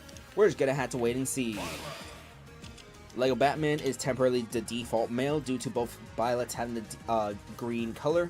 I believe we will see these two teams face off in the regular season at some point. Let's see when that game is. Your Worst Nightmare versus Bad Opinion Tellers. I think that's going to be... It's going to be cross-conference, so it should be by round 12, I think. Let's see. I think Your Worst Nightmare versus Bad Opinion Tellers. I think that's going to be a home game for the Opinion Tellers. Let's see. Yeah, because Your Worst Nightmare, they host... No, they're on the road for Detroit. They host the Time Zone Squad. Let's see. Your Worst Nightmare versus the Bots. It is going to be trying to figure out real quick. I know I didn't put it too early to schedule. I think it's like round... Let's see. Where are they? Where are they? Give me a minute. I can find it on the schedule if I can just look real quick. Your Worst Nightmare, Bad Opinion Tellers is going to be either the orange or the dark blue if I can find it real quick. Orange or dark blue. Where are they on my schedule? It's on a whiteboard. If someone can pull up the image and find it faster than me, that would also help. But let's see. No, Bots host Chaos Corp in the first round. Second round is all in conference. Third round is, let's see, only 2 cross-conference games. I think round 4. No, Your Worst Nightmare hosts Mid-Class Nation that round. Round 5. Let's see. I think it's going to be round 5. Let's see. I generally can't find it. I don't see Your Worst Nightmare at all. Oh, wait. They host the Chaos Corp. That's right. They host the Chaos Corp round 5. That's the opening game for round 5. How about round 6? I know for sure these two teams should be playing each other unless they played in the preseason. Well, they're playing the preseason right now, actually, but I feel like this is going to be a fun matchup when we do get to the regular season. Let's just ignore this for now, and let's head to loading the last amiibo, Amalgamate's King Deity Biz Clavette. Let me see. Trying to look a little bit real quick. Alrighty. Your Worst Nightmare versus the Bad Opinion Tellers. I think these two teams should have a regular season match when we get to the regular season, but for now, let's get started.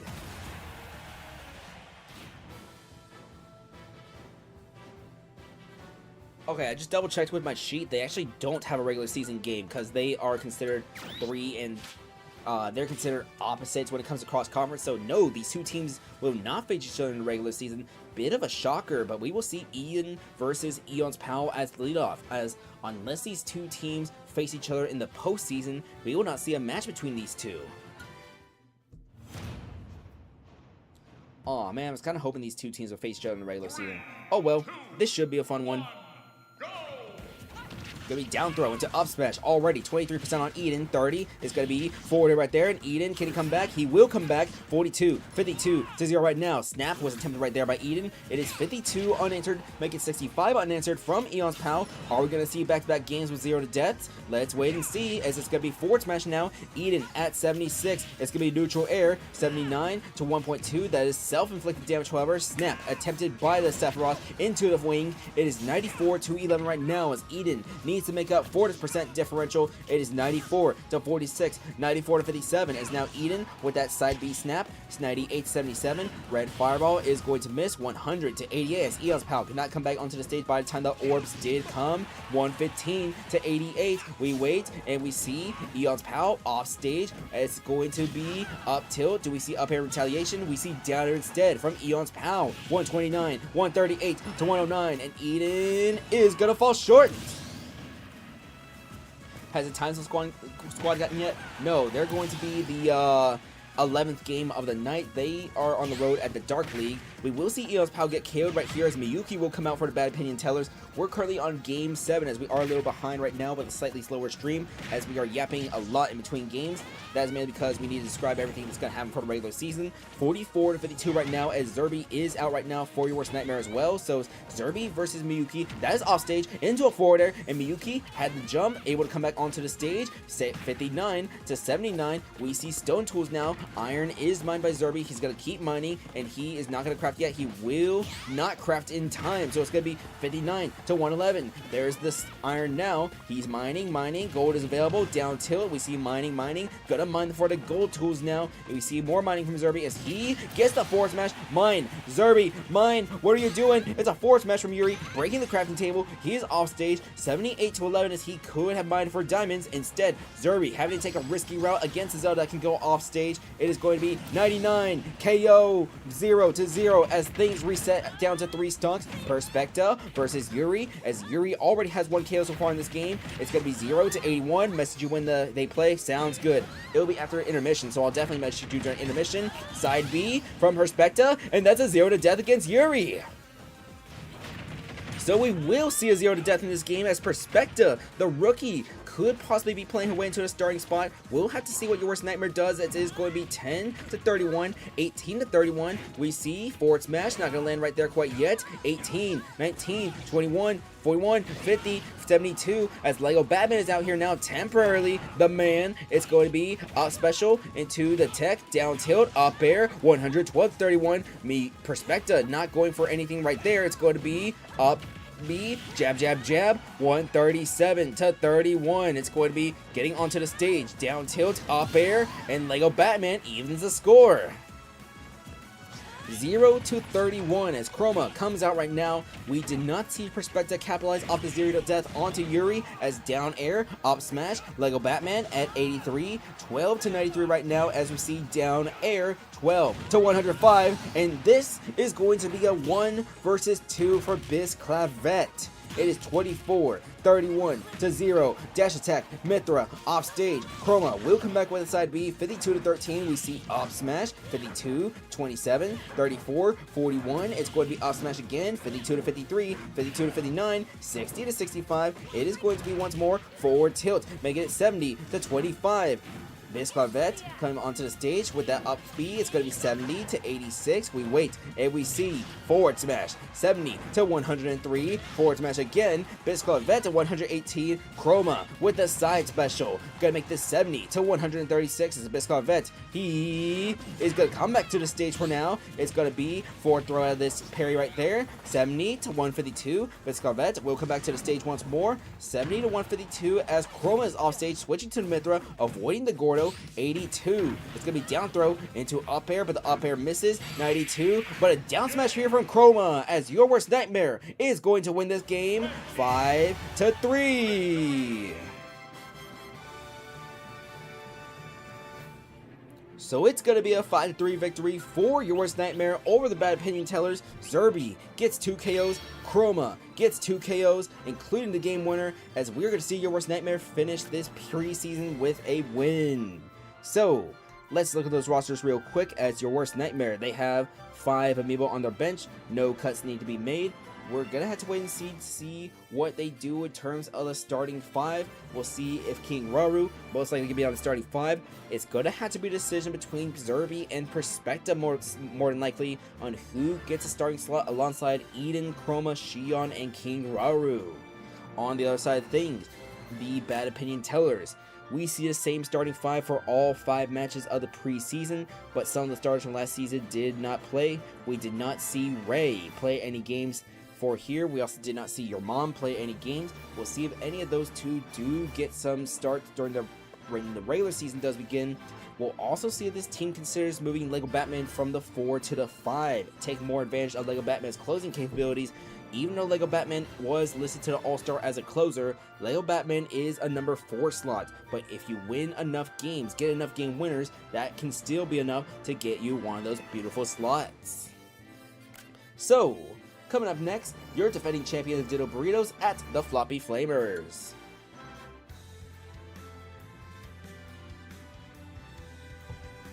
Let's see, Floppy Flamers, they are going to be playing on, let's see, just recap of stages for anyone new. The first overall pick, that is going to be the KBs. They are here on Pokemon Omega form.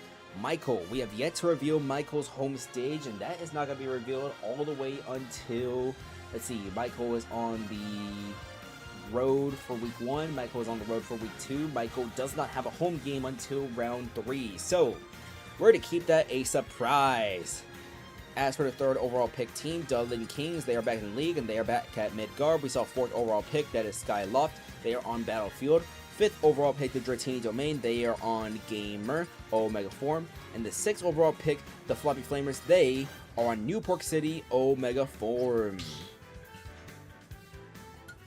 Really wish that one boss battle song was in the playlist for this stage.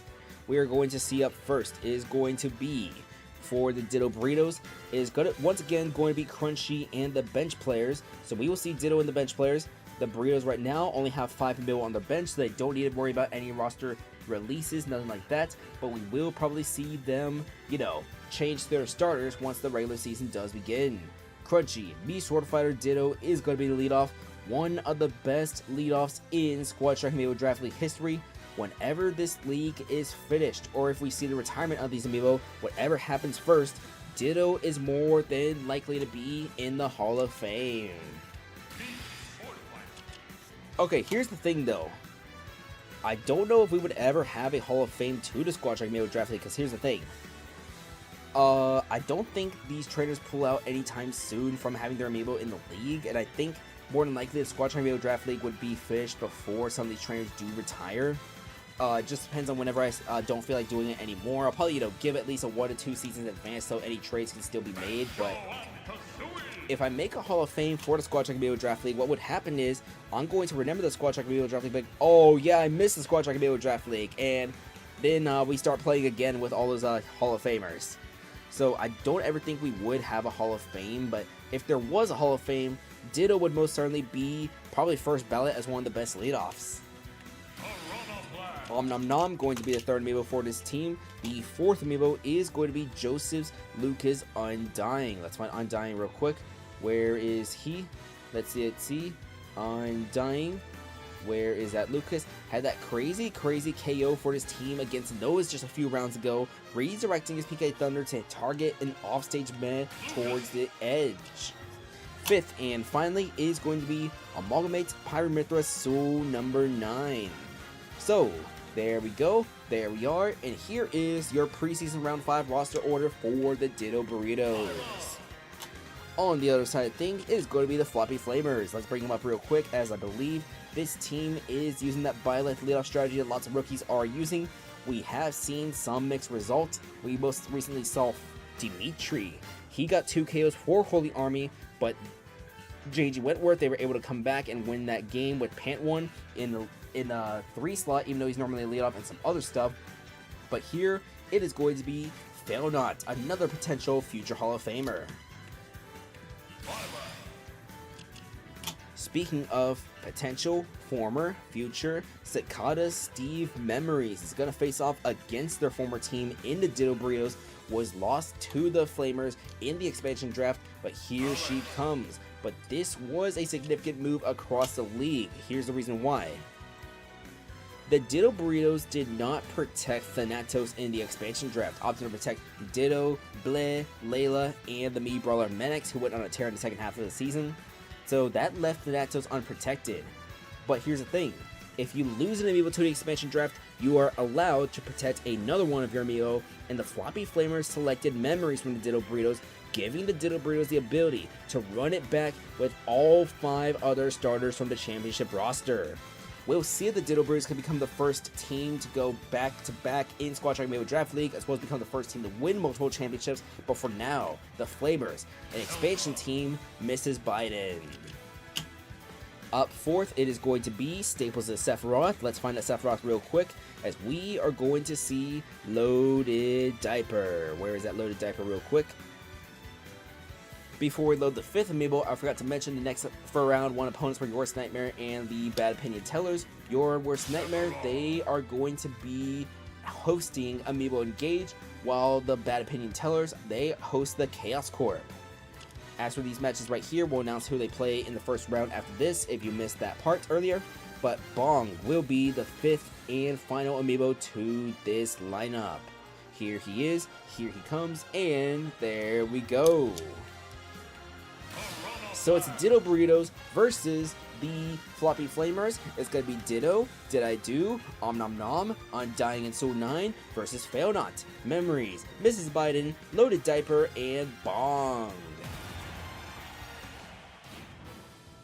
Alright, gonna be an interesting leadoff scenario here, as Failnaught does have leadoff experience himself, especially with the Dublin Kings, back then known as the Dynamic Divorce. We'll see who wins this leadoff interaction here between 2 heavy hitters. Have I gone yet? No, you're the last game of the night to decide the preseason champion. 3, 2, We're on match number 8 right now, so it's probably not gonna be for at least another hour or so. It's going to be 0 to 31, as you see Failnaught at 47 already. It's going to be Failnaught getting some damage onto Ditto. 11 to 47, we see down B, Failnaught at 62, coming back onto the stage. 21 to 62, up tilt into up air, making it 64. Sorry, 58 to 62. Down B, 58 to 77. We see going to be down B from Ditto. 58 to 77, down tilt into 4 tilt out of parry. 58 to 92, Ditto gets me up tilt, getting parried into the up smash. Ditto will get the leadoff win, and here comes Memories against her former team. 70 to 0 right now. Memories has stone available if she wants to use it on the crafting table. She will be off stage, going high, getting punished with the down smash from Ditto, even though he was trying to cover at the same time. 86, 98 to 16. Stone tools now in the hands of Alex. Gonna be 98 to 40. Memories come back to the stage, gonna go straight to the ledge. It's gonna be down tilt, forward air misses, back air. We see mining, iron now. 112 to 49. We see gold now available. That's gonna be Blurring Blade, which misses this sword, the Alex. Ditto with a down special. Side B is going to miss. Minecart will be parried. 112 to 79, as that was lightning, I believe. That was a very loud boom of lightning. Dang. I'm going to check my weather app real quick during this matchup, just to make sure there isn't anything, because there was a tornado earlier today in town. Let me see. I'll be here. I'm still here on the microphone. I'm going to turn off the microphone, as Ditto does have 2 kills so far in this game. Mrs. Biden will come out. I will be back on the microphone in a minute.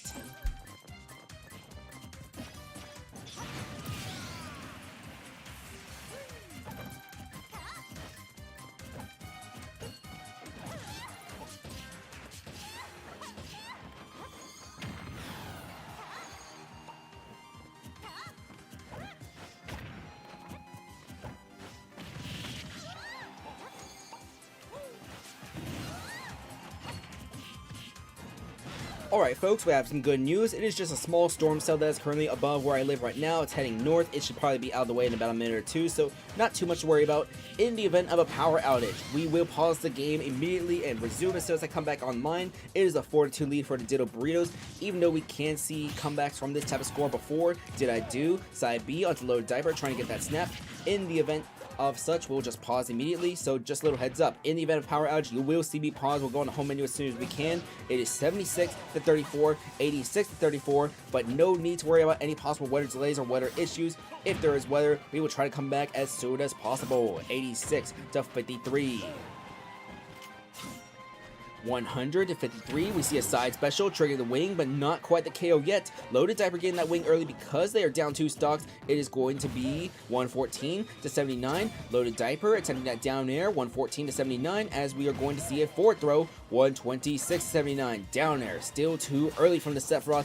It is going to be neutral air. It's going to be down throw. After the down throw, jab, jab, jab will miss. 139 to 90. We see Did I Do come back onto the stage. If he can get this KO right here, it will turn to a 1 versus 4, with Bonk having to get all 4 KOs if he wants to win this game. We wait as we see off smash from Did I Do, and there we go. 1 versus 4 for Bong.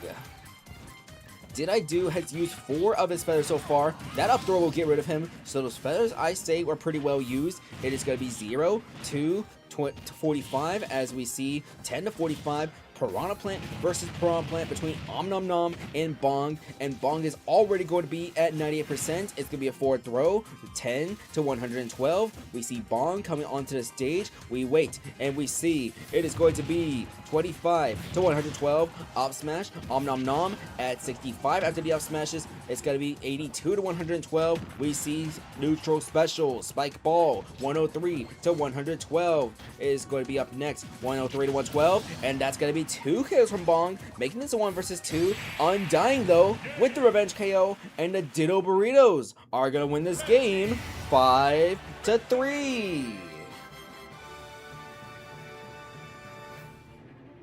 So it's going to be a 5-3 victory for the Ditto Burritos, as we see 2 KOs from Ditto, 2 KOs from Did I Do, and 1 KO, the game winner from Undying. Bong able to get 2 garbage time KOs, not quite the 1 versus 4 that we've only seen once in league history, but still 2 KOs nonetheless. The Ditto Burritos, we already mentioned, they have 5 players on their bench, 4 of them being their main starters from the championship roster. Definitely expect them to be on here with Chick-fil-A, probably going to be on the bench again. Thanatos, Menex, Layla, Blair, all here trying to run it back. This is going to be a very fun team to watch as the Ditto Burritos, their title offense starts against the expansion franchise, Michael. On the other side of things though, we are going to see the Floppy Flamers. Their regular season starts, their inaugural year is going to begin. It shall start, let's see. It will start at home as they will host the KBs. So KBs have the first overall pick in the Season 6 draft, so we're going to see the first overall pick on the road here in Newport City to start off his career. Alrighty, up next it is going to be Michael versus the 456 Squadron when we come back in a second.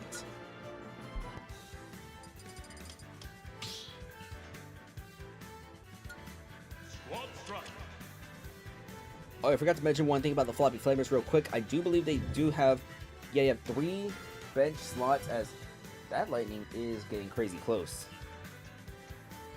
I'm going to have the microphone off just until we get back onto the air for the matchups, but we will be loading the roster in a second, so let me get to that brain rot screen real quick, just because not sure the nature of the storm. I'll be keeping an eye on the weather just in case of interruptions, but stay tuned. Michael versus the 456 Squadron is next.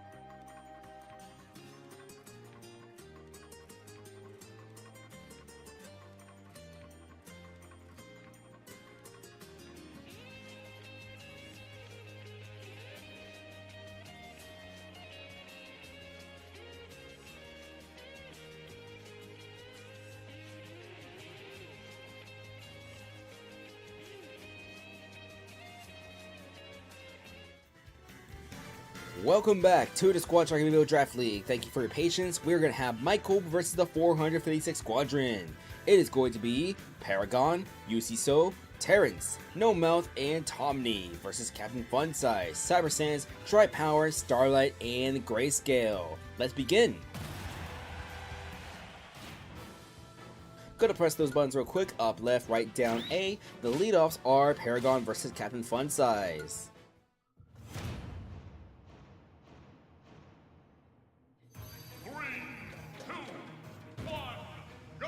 This is another team with a rookie general manager using that Violet leadoff.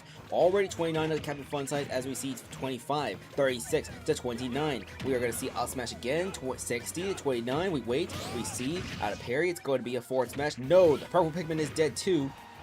There's only blue and yellow onto Captain Fun Size. It is 60 to 75 as we see. Side special, 60 to 96 is going to be Paragon. Tries to go off stage right there. Does not get it off stage. It is 71 to 96 as we see up smash. 86 to 96. Forward air, 95 to 96 is going to be the back throw here from Paragon. 95 to 109 as Captain Fun Size will only have a purple Pikmin coming back onto the stage, and he'll get punished for it with the up smash. So here comes the Season 5 MVP, Cyber Sans. It's going to be forward smash, getting parried, 111 to 16. As we wait, we see up smash, Cyber Sans at 31, 46, side B, already at 66. As we wait, we see Paragon hidden by the down smash, 130 to 66. The reigning MVP has been struggling a little bit during this preseason. He did have that one great game against Amiibo Engage though, 147 to 84. As Paragon comes back onto the stage, 147. And there's a KO right there from Cyber Sans. UC the second overall pick in the Season 6 draft, coming out right now to face last season's MVP. It is 34 to 111. We wait, there's the up smash, and it's going to be Tri Power. Ganondorf versus Ganondorf as Tri Power had 1 KO in the last round against the Dark League. That in that blowout loss, gotta be 84 to 0, 84 to 8. Dorya, Tri Power off stage, coming back on, 84 to 39. Up throw, forward air, Tri Power off stage again. He should be able to come back. He does. 84 to 176, 84 to 86. We see down tilt. After the down tilt, it is going to be forward tilt, 116 to 86. Up next, it's another forward tilt, 128 to 86. It is going to be a forward tilt. UC will be off stage, and he is going to fall short. So Tri Power, the undrafted rookie free agent, gets 2 kills so far in this game, trying to get a hat trick here as now Terrence comes out, the King Deity known for spamming up specials. That's going to be damage right there. That's going to be some more as we see 18 to 120, trying to get a little more damage here. We see another up B, and it's going to be a KO. We will see Starlight have Mario Zelda as Criminal is not starting in this game, the final game of the preseason for the Squadron. 70 to 0. Terrence goes for the up B again, tries spamming it some more. 70 to 0. 95 to 0. We see down air, forward smash. Terrence at 131. He will be hit by down air, but he should be able to come back on. He will come back on, but stay off stage shenanigans. And a real down air from Starlight there. That's going to get rid of Terrence, and it's 2 versus 2. 4 to 18 right now. Is this going to be No Mouth out right now for Michael? 28, 50 to 41. Forward tilt, 50 to 57. We wait as we see up tilt, down air. Starlight, 88% to 57. 2 KOs from the undrafted rookie in the Ganondorf. Do we see Starlight, the drafted rookie, get 2 KOs of her own? 109 to 57. She comes back onto the stage as we see this up smash right here will not get rid of Starlight despite the charge. It is going to be 109 to 83. Instead, it is going to be forward smash, getting rid of Starlight. And Grayscale will have 1 versus 2, make it 1 versus 1 against Tomney. So Tomney versus Grayscale, going to be the last 2 amiibo for each of these teams right here. Going to be 0, 7 to 30, 7 to 44. We see a side special. It's going to be after the side B, 28, 37 to 44. Side B from Grayscale, going to do a little bit of damage. 37 to 44, 37 to 57. Now we wait. We see a down smash, but that was from the leg, not the blade. 61 to 57. Tomney coming back onto the stage to the ledge, but a jab, jab, jab from Grayscale. 76 to 57. Grayscale throwing this side B on. It's gonna be 76 to 81 after the damage is said and done. Grayscale switching over to the Mithra, 76 to 81. We wait, we see, it is going to be down tilt, out smash, 95 to 81. Side B, not gonna land quite yet. It's gonna be another side B here. Tommy at 117 into a neutral air. Tommy at 128, 128 to 81 as we see the up air. The 456 Squadron will win this game 5 to 4. It is a 5-4 victory for the 456 Squadron, as look at that. It was going to be beautiful back and forth action before Grayscale turns it around at the last possible moment. One last game until the second intermission. It is going to be Detroit at Dratini Domain. But before we get to that, the 456 Squadron has 6 Amiibo on their roster, but I do believe they do have Poe designated to be released when the preseason ends, as they did sign Tri-Power 2 games left. 2 KOs in 2 games. Not the best, not the worst. Wait, Tri-Power only had 1 KO? I could have sworn I thought he had 2. Guess not. So, that is going to be 1 KO from Tri-Power so far in each game. One of them was against UC So, second overall pick in the draft. The other was the, let's see. The other was Revenge KO after the hat trick. So, I'm just a little bit tired real quick. Let me get a sip of water. I'm also going to check up on that storm real quick. Make sure that storm isn't getting too close or getting too big around my area. Should be moving north of me now. Let's see. Yeah, there's that storm. It was south whenever I started streaming. It is currently now about 1.5 hours, almost 2 hours since I started streaming. And yep, alright, should be light rain right now. So the storm is moving away. That is some good news. So we don't need to worry about another tornado outbreak, nothing like that. So we are good. Coming up next, Detroit versus Dratini Domain. We'll talk about Michael in just a second. Alright, Michael, we do have 7 Amiibo on the roster. The other 2 have yet to make any appearances, as that will probably be the starting roster here for the regular season. Michael opens their season against the defending champion, Ditto Burritos, while the 456 Squadron, they are on the road against the Tax Fraudulence. But for this upcoming game here, we will see Dratini Domain, their home stage of Gamer. Gonna be the home pick. 5 versus 5. And I'm going to switch to the brain rot so you don't have to hear the same looping song for a couple of minutes. But alright, when we come back in just a second, it will be Detroit versus Dratini.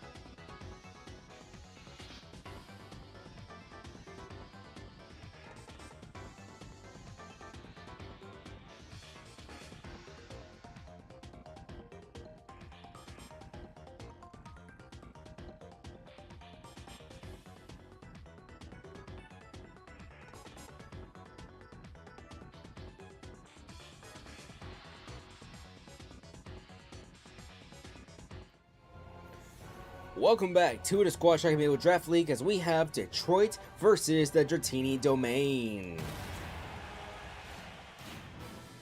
The roster order is going to be we farmed Pancakes, Dumas, and Herobrine versus Spike, Ozzy, Power, Double Trouble, and Funko Ford.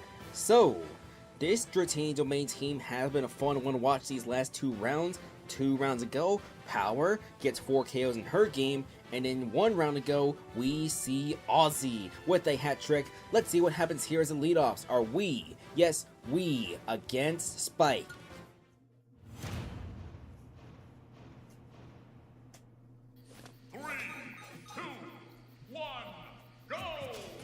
It is going to be side special. After the side special, down throw into the forward air. 0 to 17 right now, as since the music selected was gamer, there is no music. 0 to 34. Spike coming back onto the stage. We're going to see jab, jab, jab. 0 to 46. We see the forward air. Going to be 11 to 46, 21 to 46, 32 to 46. We see jab, jab, jab from the Mithra. As this is still the Mithra out in the leadoff for Detroit. Down smash. Spike. It's going to be switched to Pyra. We are Pyra. Going to be down smash. After this down smash, it's going to be a missed side B. After the missed side B, it's going to be 49, 59 to 66. Up special. Going to put Spike at 87, 73 to 88. We see forward smash 82 to 106. It's going to be up B attempted from we, 82 to 106. Up B, going to put Spike at 121. It is currently 91. Down smash going to get parried right there, 100 to 121. We see up next, down smash, Mithra, Pyra, 100 to 132. Forward smash will miss from the Pyra as it's going to be now a back throw, 0 to 146. We see Spike Ball getting parried. It's going to be 0 and the down smash right there. We will get the first KO of this game. That's the leadoff win as Ozzy, who had 3 KOs in the previous round, make it 1 KO, 4 in the last 2, facing off against a former MVP, Farmed. Oh shit, tornado winner, I gotta go!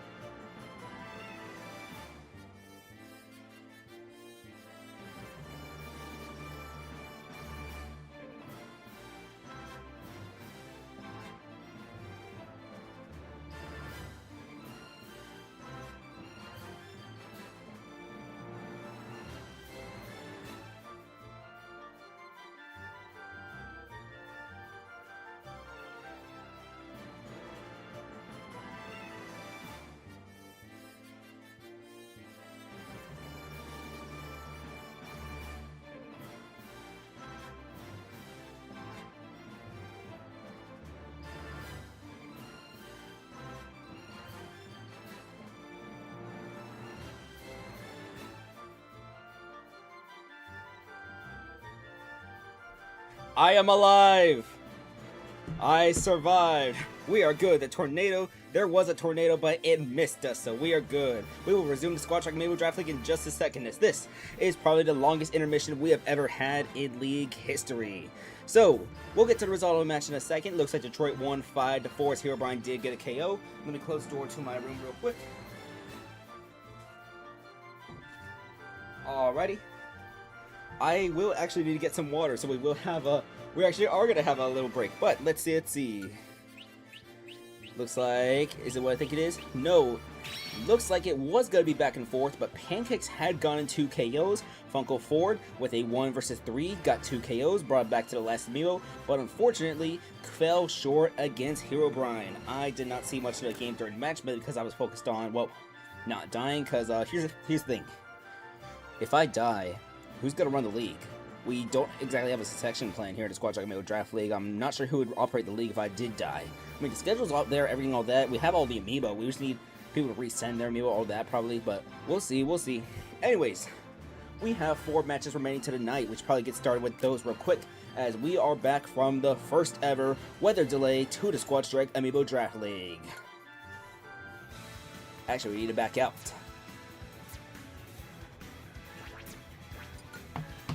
Let's see, as we are backing out, coming back in, let me type in the Discord that I am alive. Alright. All clear, the tornado is gone, and we are back on air.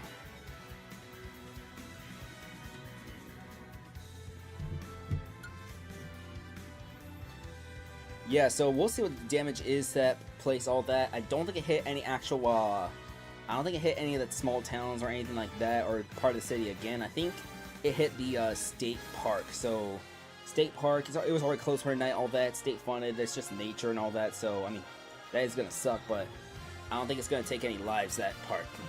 If you ever, there's a highway to the west of that state park. It is beautiful seeing it from that angle, that direction. But I haven't been in the actual state park in forever. Anyways, when we come back in a couple minutes, we will have the last 4 games. We will see Time Zone Squad at the Dark League, Ottawa at Green Bay, the KBs at Buffalo, and to close the night, barring any weather delays, the Dublin Kings at the Natsuki Lovers. The Squad Track Amiibo Draft League will resume in a couple of minutes. But first, let's load that home stage for the Dark League.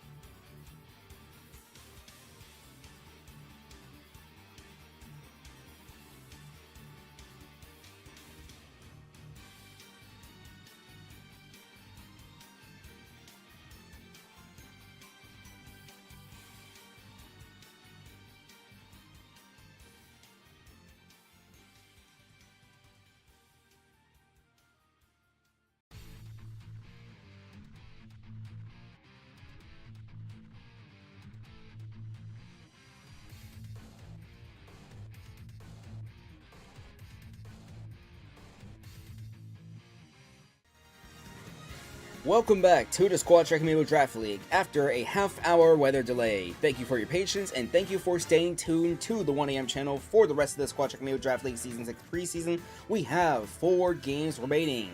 Up first is going to be the Time Zone Squad versus the Dark League. So, Rin Penrose went 3-1 in the leadoff, but Snaketails is going to take over as the leadoff for this game for the Time Zone Squad. We will see Alistor, Equinart, and Professor Help, the recent waiver wire acquisition for the Time Zone Squad, as those 3 Amiibo we will be competing for a starting slot alongside the likes of their other middle pieces in Honda and Sidon. Trident will be the closer for this game as he will get his first preseason appearance. On the other side though, it is Cloud Jr., Pauline, Mr. Boss, Fight Me, and Wetstick. Mr. Boss in the previous round got a hat trick against the 456 Squadron, including the reigning MVP Cyber Sands, so let's see how they do against a Time Zone Squad. Alrighty, there should not be any more interruptions or delays between now and the end of the stream. We should be done in about half an hour. I will probably trim the part where the weather delay happens out in the VOD, but Snaketails versus Cloud Jr. are your leadoffs.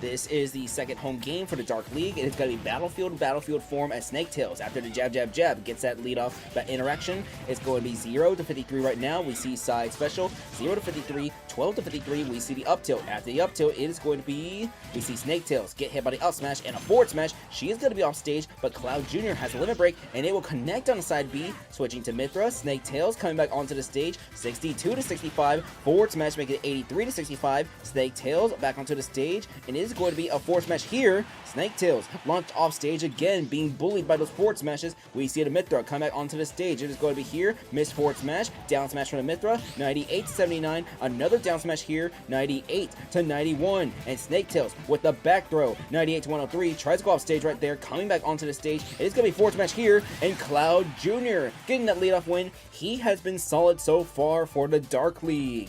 Alistor will come out now. It's got to be up smash. Not able to get rid of Cloud Jr. yet as he has a second limit break, but he's going to have to use it here in the recovery. It is 0 to 141, and a down air right there will get rid of Cloud. Here comes Pauline for the Dark League. 4 versus 4 as things reset, and it's going to be Pauline getting that damage on Alistor, but Alistor going to try to strike back. 30 to 23. Up air, make it 35. Second up air. Do we see a third up air? We do see a third up there. Make it 4. It will not be 4. Only 3, but here comes the up smash. We see 30 to 74, and it's going to be Pauline. This is 35 unanswered damage, 85 unanswered damage onto the Rosalina. It is 30 to 95 now. We see forward air not landing quite yet. It's going to be 30 to 116.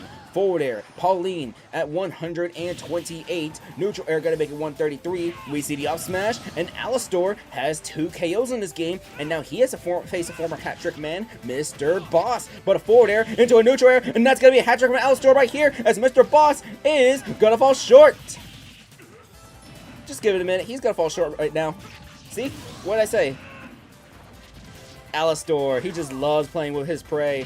A strong acquisition in the second round for the Time Zone Squad, and that hat trick right there as the Time Zone Squad leads 4-2 could be, oh, make it 4, make it 4, Fight Me just self-destructed. It's a 1 versus 4 as Wetstick has 29 to 59 to 43. It is 6-7 to 43, and Alistor has the opportunity. He could make history. He could be a 5 KO. It will not happen, but it is 4 KOs for Alistor. One of them being a self-destruct. It's going to be a 1 versus 3. It's going to be 32 to 60 right there. But before I could say anything, Alistor may have just played his spot onto the opening day roster. But watch out, Wetstick, he makes it a 1 versus 2 as Professor Help gonna be coming out right now, so he will be coming out here for the Time Zone Squad. It is 19 to 73 as we see a side special. Wetstick at 99 into a neutral B, and Professor Help will shut things down for the Time Zone Squad as they will win this game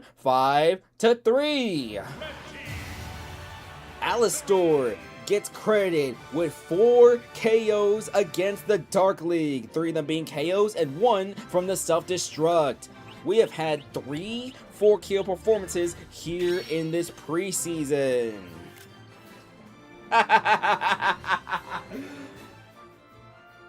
Y'all had me shook for a second. Y'all had me shook. I thought for a second, Alistar, I thought we were going to see for the first time Alistar with a 5 KO performance. But yeah, Alistar, congratulations. You have made it to the starting roster. In fact, let's make our roster assignments right now. So the Time Zone Squad, they currently have 12 Amiibo on their roster. They need to release.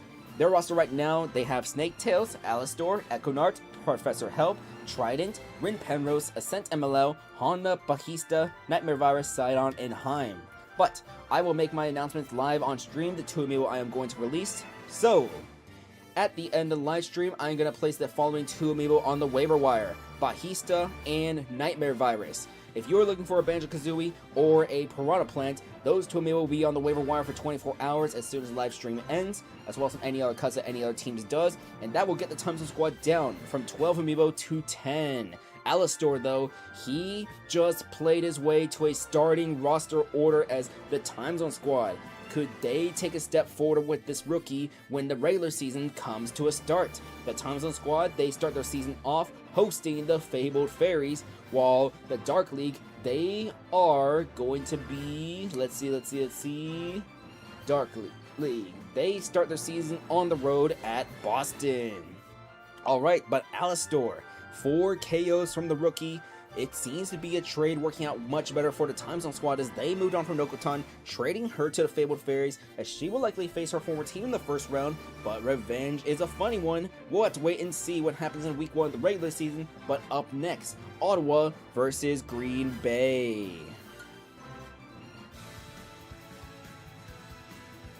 So, if preseason stats did count, that would be the first 4 KO performance since Pancakes back in Season 3 of the Squad Dragon Amiibo Draft League on the road at Ottawa during Week 1 of the Season 3. But preseason stats do not count, so that 4 KO performance does not matter to me.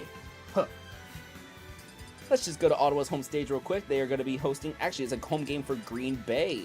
So let's go to Green Bay real quick. After this game and the next game, we will decide who wins the entire preseason.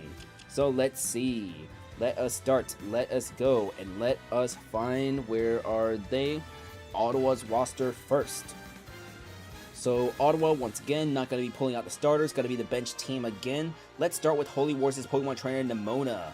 Where is that Nimona? Here she is. Here she comes. And here we go. For a second, just for a second, I thought Alistar could have a shot at getting a 5 KO performance. We have not had a 5 KO performance ever in the Squad Dragon Amiibo Draft League, but there has been one in Penger's Amiibo series. If that Amiibo series is still going on, I believe it's in Incineroar against a bunch of low tiers, but hey, 5 KOs is still 5 KOs. We were going to see Luckman Sephiroth, Sauron, coming up third, so let's find that Sauron real quick. Where is he? Let's see, Sauron, here we go, Sauron. The 4th Amiibo is going to be Beta Dude's Pyramithra, Golden Gal. Let's find her real quick. Golden Gal. Beta Dude, Pyramithra, Golden Gal. Let's see. Alrighty.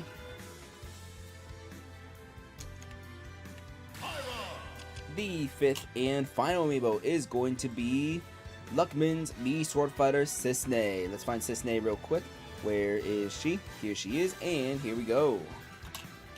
Alright, Mii Sword Fighter time. On the other side, Green Bay, having a pretty strong preseason so far. I do expect a roster order adjustment whenever things do come for Green Bay. They could possibly see, this could be a fun, very fun team. Maybe Pink Furby leadoff. We see Quad X, Hola Amigo, MacBook. But who do we put in that last slot? Chuck E. Cheese maybe? We'll have to wait and see. But Zorch's Jigglypuff, Pink Furby will be the leadoff here. Let's find her real quick and bring her on. Oh yeah, I was wearing a hat earlier. Let me throw that hat off real quick. Don't need a hat on anymore because no more storm, no more tornado. Yeah, during one of the intermissions, I put my hat on, my wallet, my keys, all that in my pocket, as well as this little acrylic stand I bring with me. I'll show a picture of it one day, like in the Discord or something. I always bring it with me to like, work and stuff, but let's see. Bud Knight, gonna be second, all that. It's about a VTuber that I watch.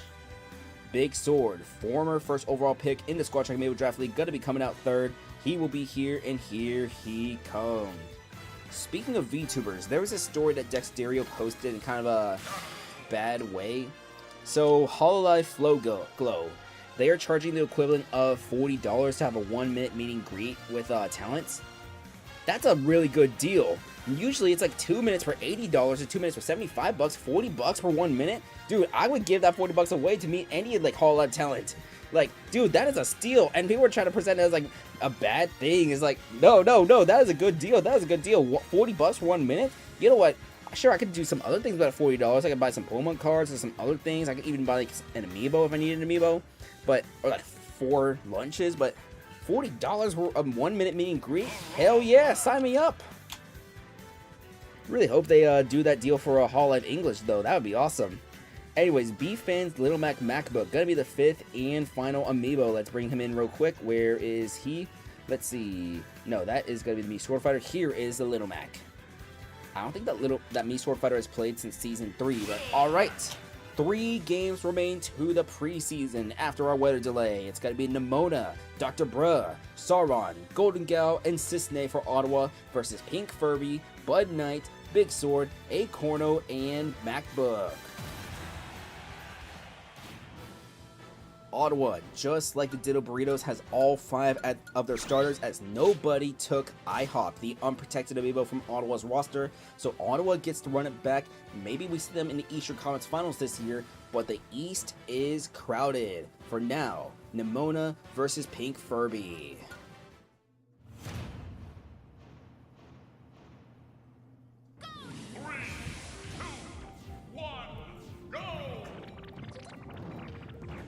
It's going to be down air into a rest. That's going to be the first rest of the preseason Pink Furry, but it misses. Well, it does land, but keep in mind, low percent. Charizard only taking a little bit of damage. Squirtle comes up right now. That is still the Flower doing damage. 6'7", 6'8", 6'9", 70, 71, 71.7 to 53 as Pink Furby off stage. Still the Squirtle right now for Nemona. A manual switch to the Ivysaur, and we see Ivysaur trying to get some damage right there. Getting onto the stage. 71 to 88. We see Pink Furby stalling in the air, trying to come back on, and we see up next going to be a back throw. That is going to be a Charizard angle though. So Charizard out right now for Nemona, and that rest is gonna KO. Dr. Bruh comes out now for Ottawa. It's gonna be 0 to 91. Up smash, revenge KO. Bud Knight will come out right now. It's gonna be 21 to 20 right now. Dr. Bruh coming back onto the stage. This Mii Sword Fighter, even though he has the down special, his other specials are quite unorthodox. Gonna be 52, 66 to 12. We see Dr. Bruh, 76 to 21. Bruh on the stage, gonna be 76 to 21 as we see up throw into up air. And oh no, Dr. Bruh, did he play himself? No, he will survive. 82 to 46. We see a 4 tilt, 86, 100 to 60. It's gonna be up next, gonna be 100 to 60. We see down B, risky position right there. He gets hit by the up smash. 119, 121, 136 to 60 as Dr. Bruh is still alive, but he needs to get some damage here, such as that down special. 136 to 76. Dr. Bruh, we have yet to see a Dr. Mario self-destruct in this preseason. I hope that record stays clean, and it will, as Dr. Bruh will be knocked out instead. So 0 to 101 right now. We are going to see 4 tilt. It's going to be 15 to 101 as Sauron out right now for Ottawa. 26 to 101. That is going to be Explosion, getting rid of Bud Knight, and here comes Big Sword. Former first overall pick in the Squad Track Amiibo Draft League draft. It's going to be 44 to 18 as we see 44 to 28. So, hear me out. We saw another former first overall pick have a breakout season last year. Taste, he was the maiden leadoff for Ottawa, and he won best leadoff in that comeback season for him. What if Big Sword, could he be on a comeback year? As this trainer, I'm going to be real. Nah. 44 to 99 right now. We're going to see Sauron versus Big Sword, 60 to 99. Maybe if I retrain Big Sword between this offseason and next offseason, probably, but it's going to be 60 to 106. We see Sauron with that upbeat 3 versus 3, making a KO right here, and all of a sudden, Sauron has 2 KOs for Ottawa. 60 to 7. It's going to be forward smash here, 60 to 25, 60 to 36. We are going to see up next, going to be up throw, 77 to 36, down air, 77 to 48. Sauron waiting to get some damage, hit by the back throw. Wing is going to be active now at 92. It is 92 to 48 as we see the snap, forward throw. Sorry, forward tilt again, 92 to 77 as Acorno does come back onto the stage. Up tilt, do we see up smash here? We do see the up smash, we do see the hat trick, and MacBrook is going to have a 1 versus 3. So 106-0 right now. We're going to see a jab from Sauron. 106-13. He was a starter last season for Ottawa, but he eventually got benched for IHOP during a roster order change. It's going to be 0-33, but could Sauron play his way back into the starting rotation? He just might have done so with the hat trick. 63-13. As we see Golden Gal coming onto the stage, it is 63-49 after the jab. MacBook coming back on, 2 bars away from a KO punch. As we see forward tilt, we're going to see up next, Up Smash getting parried.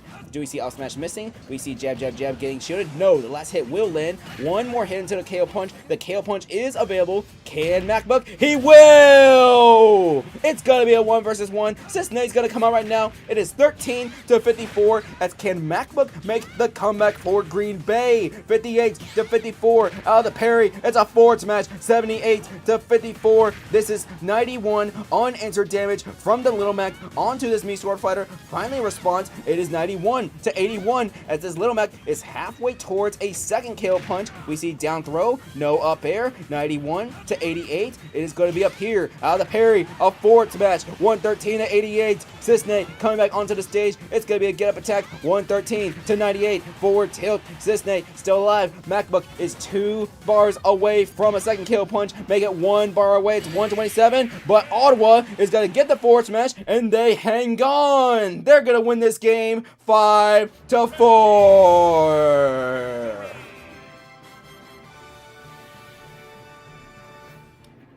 But I had y'all shook.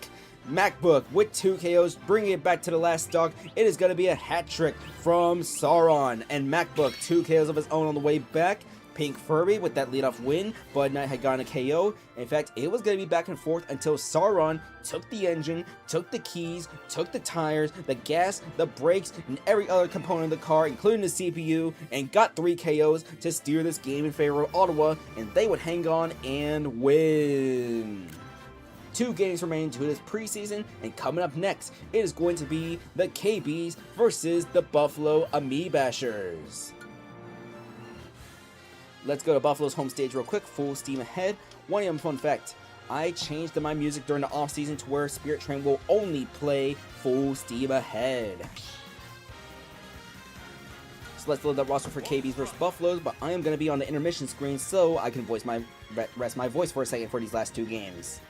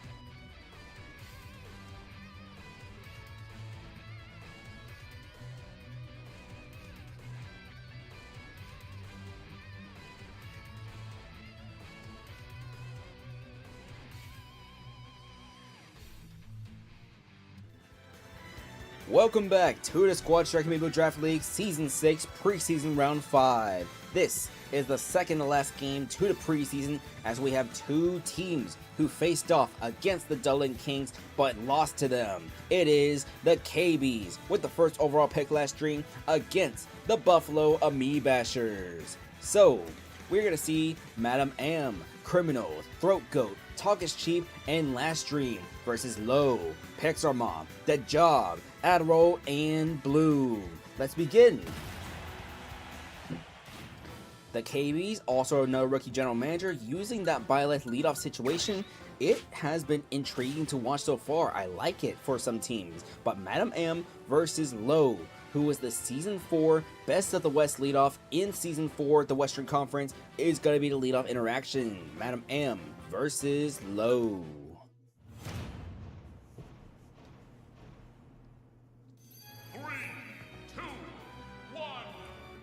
Hey, so would anyone be interested in a preseason MVP award?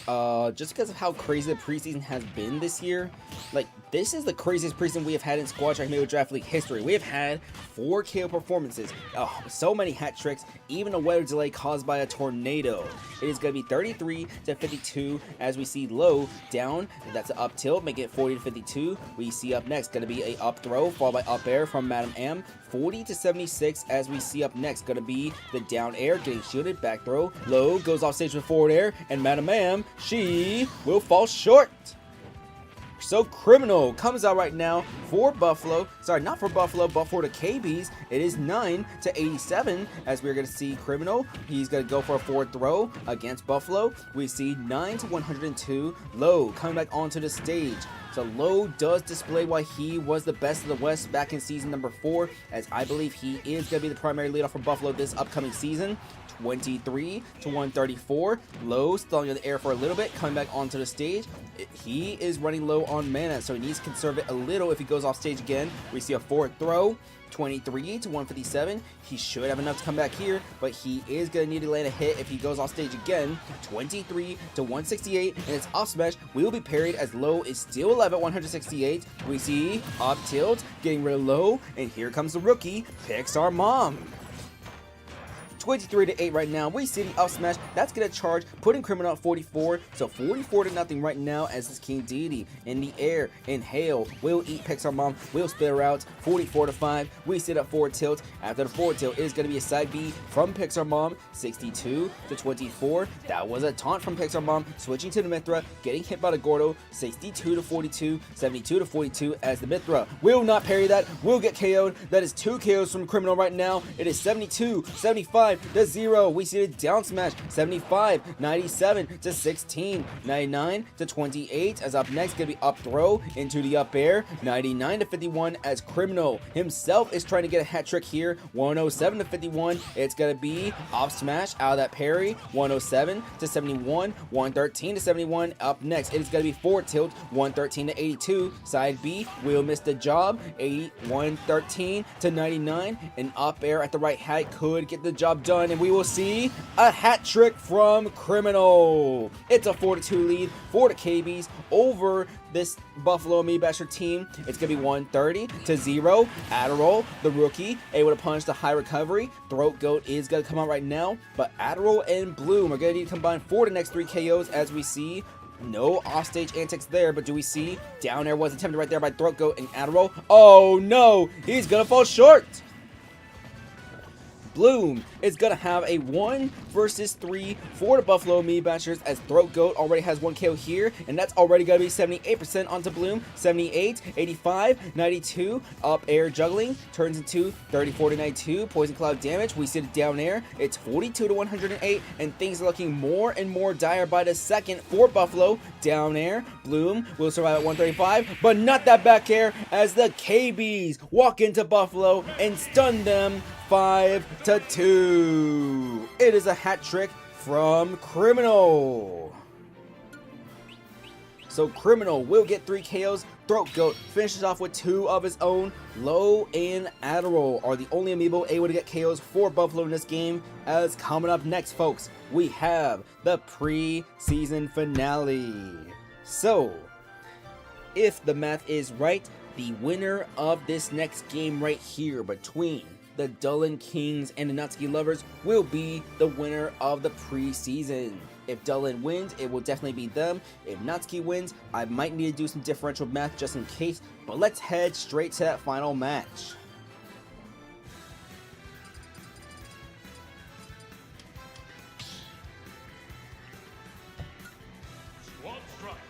Alright, we will load that roster for the Dublin Kings as both teams are going all out to win the preseason bracket.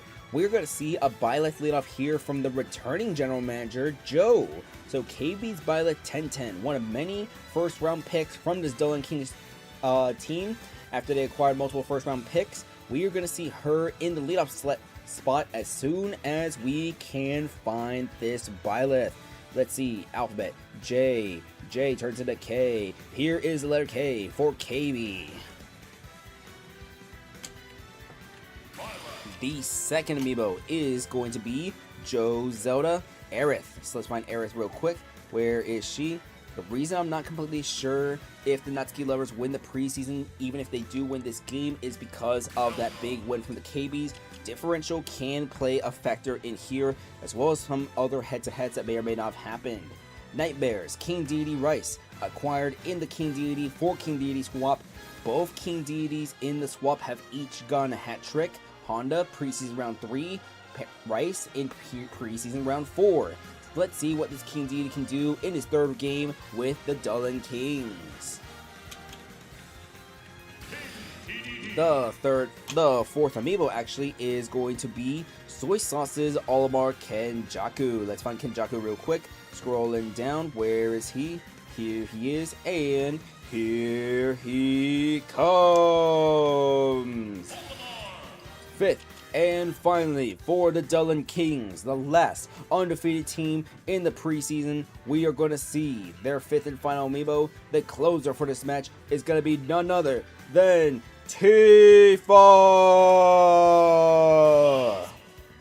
On the other side, for the Natsuki Lovers, we are going to see their standard roster of Fred, Lore, Doomed Yuri, Wanda, and Depression. Let's start by rolling out the first video. It is going to be the leadoff Olimar. We wait and we see as 1AM keeps scrolling through the roster. Mario dudes, Olimar, Fred, he is walking through that tunnel right now.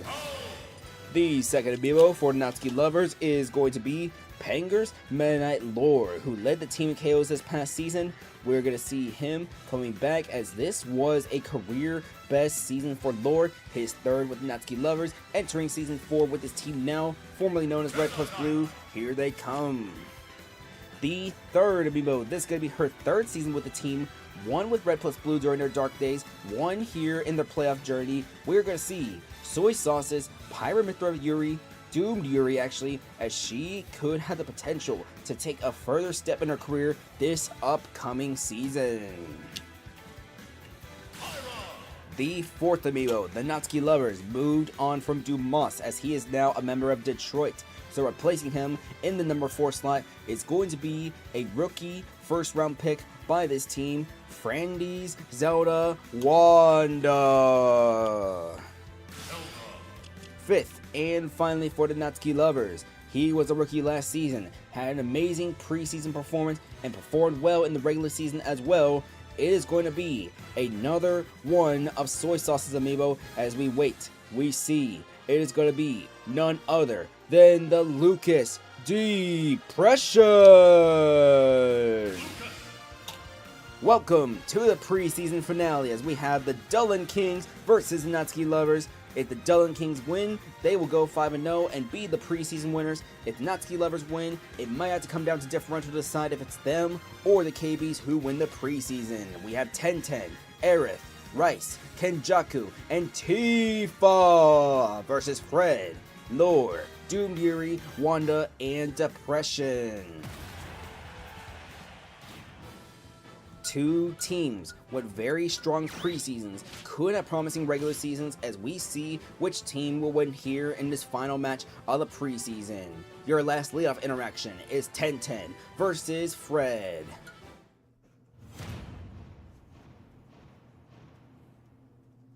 Three, two, one, go!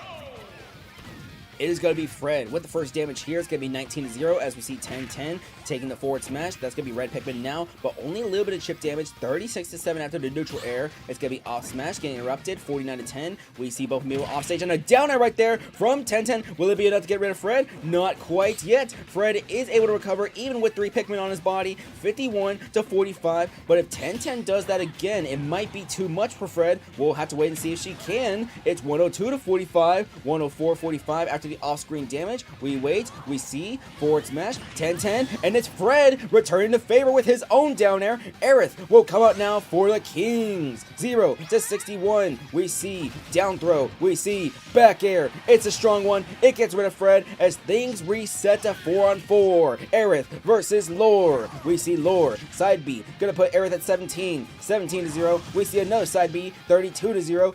Lore, that's gonna be 3 side Bs, 45 unanswered damage as Aerith trying to get in the neutral air, trying to come back onto the stage. We see down air getting shielded. It's gonna be another side B. Aerith at 53% now. We wait. We see 4 side specials, make it 5 actually, as we see on stage, and Aerith will be stuck under the stage. 8-0 to death.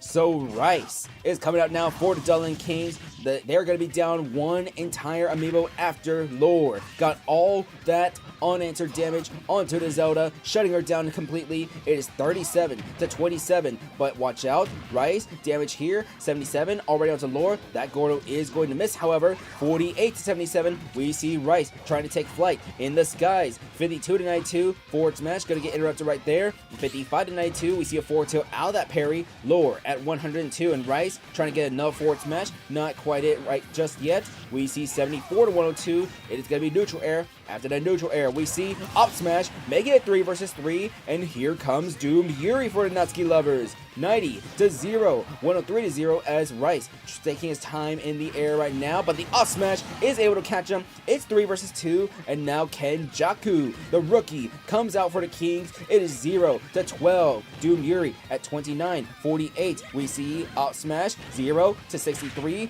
74 forward smash. Doomed Yuri off stage. Do we see up air instead? No down air quite yet, but Kenjaku. Oh no! Oh no! Oh no! The Dublin Kings are going to have a 1 versus 3 with Tifa. In here, the final game of the preseason, as Doomed Yuri was able to get rid of Kenjaku with some offstage antics. It's going to be a forward smash, making it 1 versus 2. Wanda, the rookie, coming out right now. It's going to be 28-0, but we see down throw into neutral air. Not quite the back air range yet, but a forward smash. Tifa is off stage, 69-10. Limit break is available. It will be used on a side B. It is 69-42 as we see up tilt. We see forward air. Do we see another forward air? It's going to be 69 each. 1 stock difference as Tifa. That's a down throw, but no follow-up from Wanda. 93-69. Tifa coming back onto the stage. It is going to be forward smash missing. We see up tilt. No up air quite yet. It's going to be forward smash from this cloud, which will KO, and it will come down to the last Amiibo as Depression. It's a 1 versus 1. 118-0, but the down smash. The Natsuki lovers will defeat the Dublin Kings, as there will be no undefeated teams in the preseason as they win 5-4. So I will have to see if it's the Natsuki lovers or the KBs who do win this preseason bracket. We'll double check that real quick. But that concludes the Squad Strike Amiibo Draft League Season 6 preseason. After a 30-minute weather delay, of course. 2 KOs from Doomed Yuri, making it 1 versus 3. Tifa tries to bring it back with 2 KOs of his own. Let us report those scores real quick. Let's go on to the bracket real quick. Squad Strike Amiibo Draft League preseason. Did we get a screenshot? Let's head into the home menu. So let's take a look and see, as this is going to be way too many copies of the same screenshot. Alright, so let's see. This, we start from bottom to top.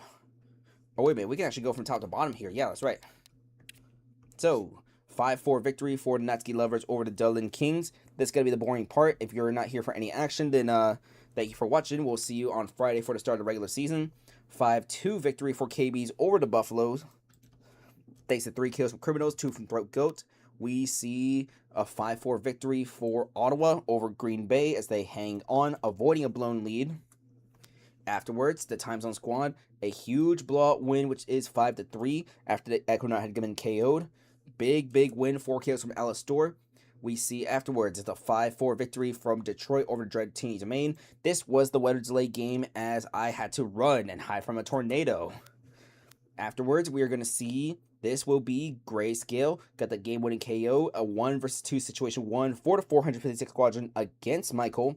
5-4 victory over there. We then see 5-3 victory for the Ditto Burritos over the Floppy Flamers.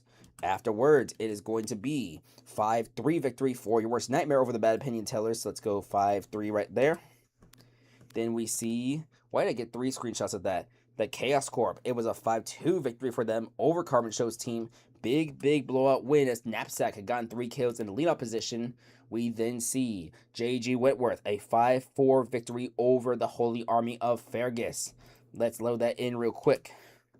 After that, we saw another 5-2 victory as, oh, look at that. That was a hat trick from Nezuko after we saw a hat trick from Silly. So the Season 2 MVP got 4 KOs in the last round. Season 1 MVP got 3 KOs over the Fabled Fairies. Then we saw before that, it was Miami. 5-4 victory over there. So 5-4. But before that, there was this 5-2 victory from the Novas over Amiibo Engage. There were a lot of blowouts in this round. Fifth, and then what we started live stream with, Boston had gone to win over the Mid-Class Nation. So let's see what those final results are, as the winner of the Squad Strike Amiibo Draft League preseason is the KBs. 4-1 record, +8 differential. Natsuki Lovers are second, Dueling Kings are third. The Time Zone Squad and Ottawa wrap up the top 5. Congratulations to the KBs. They are the winners of the preseason. Thanks to differential, they went 4-1 with a +8 differential. Lovers were +6, Kings were +6, but head-to-head gives that win over the Lovers to the Kings. We see Time Zone Squad at +5, Ottawa at +4. There was also Detroit, who was 4-1 with a +3 differential. So 6 teams finished 4-1. As for the bottom, we see 4 teams go 1-4. That was Tax Fraud, Boston, Fabled Fairies, and Amiibo Engage. Mid-Class Nation, unfortunately, went 0-5. So, thank you guys for watching. That was the Squad Strike Amiibo Draft League Season 5 preseason. Season 6, actually. Season 5 was months ago. But alright. I can't believe it. Next stream is going to be finally Season 6 of the Squad Strike Amiibo Draft League. That's going to be on Friday night. So, Friday morning, I'm going to be out getting Pokemon cards, brand new set, Pitch Black. I've already ripped 23 packs as I attended 2 pre-releases and the card shop I go to, one of the ones I go to for TCG Battling. They are allowed to sell on Monday, so I got some stuff on Monday. I pulled the full Mantis illustration rare, but I think after playing the deck in pre-release, I want to try using Hide and Seek in the real format. But alright.